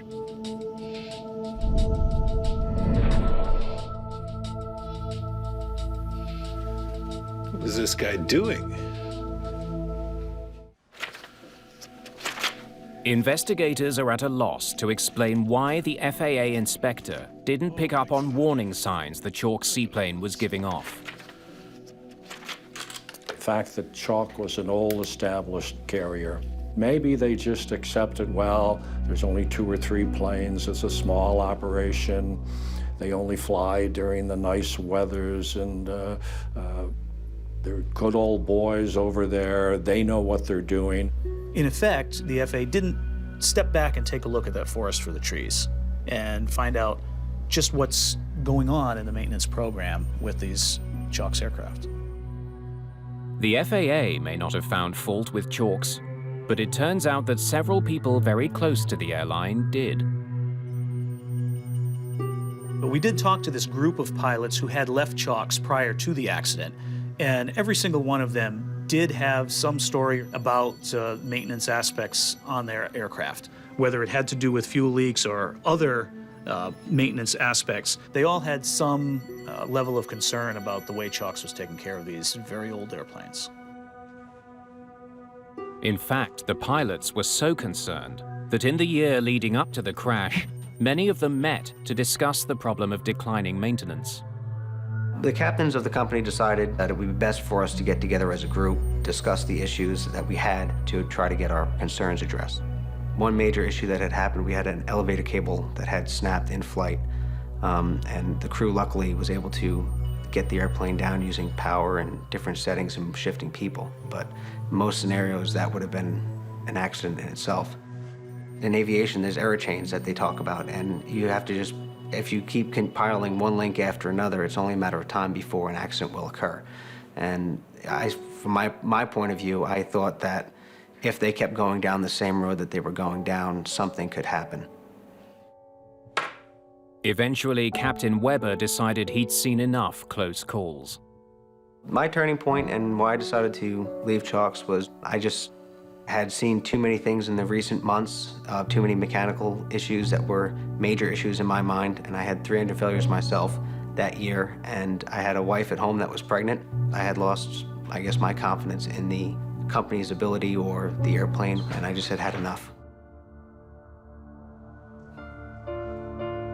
The NTSB's report on the crash of Flight 101 harshly criticizes the FAA for not detecting growing maintenance and financial problems at Chalks.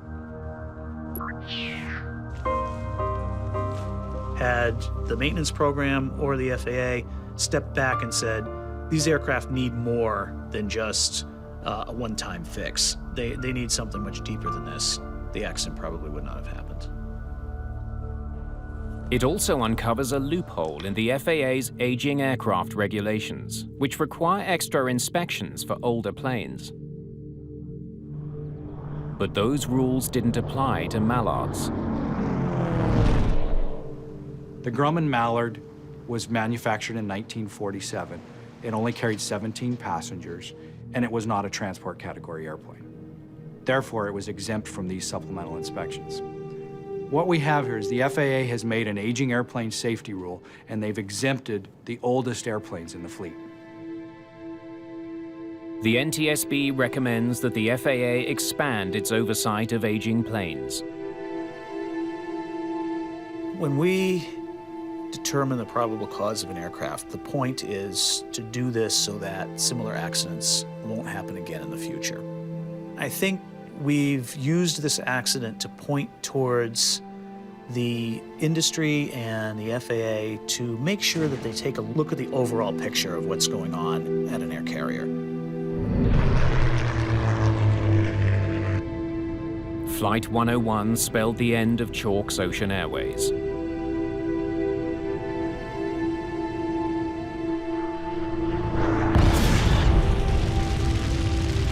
A few months after the report was released, the airline shut down. There was a lot of history and a lot of family community involved with the passengers as well as the people in the airline. So to see the whole airline and everything else kind of go down with the airplane is additionally, emotional for everybody that ever worked there or ever loved the airplanes.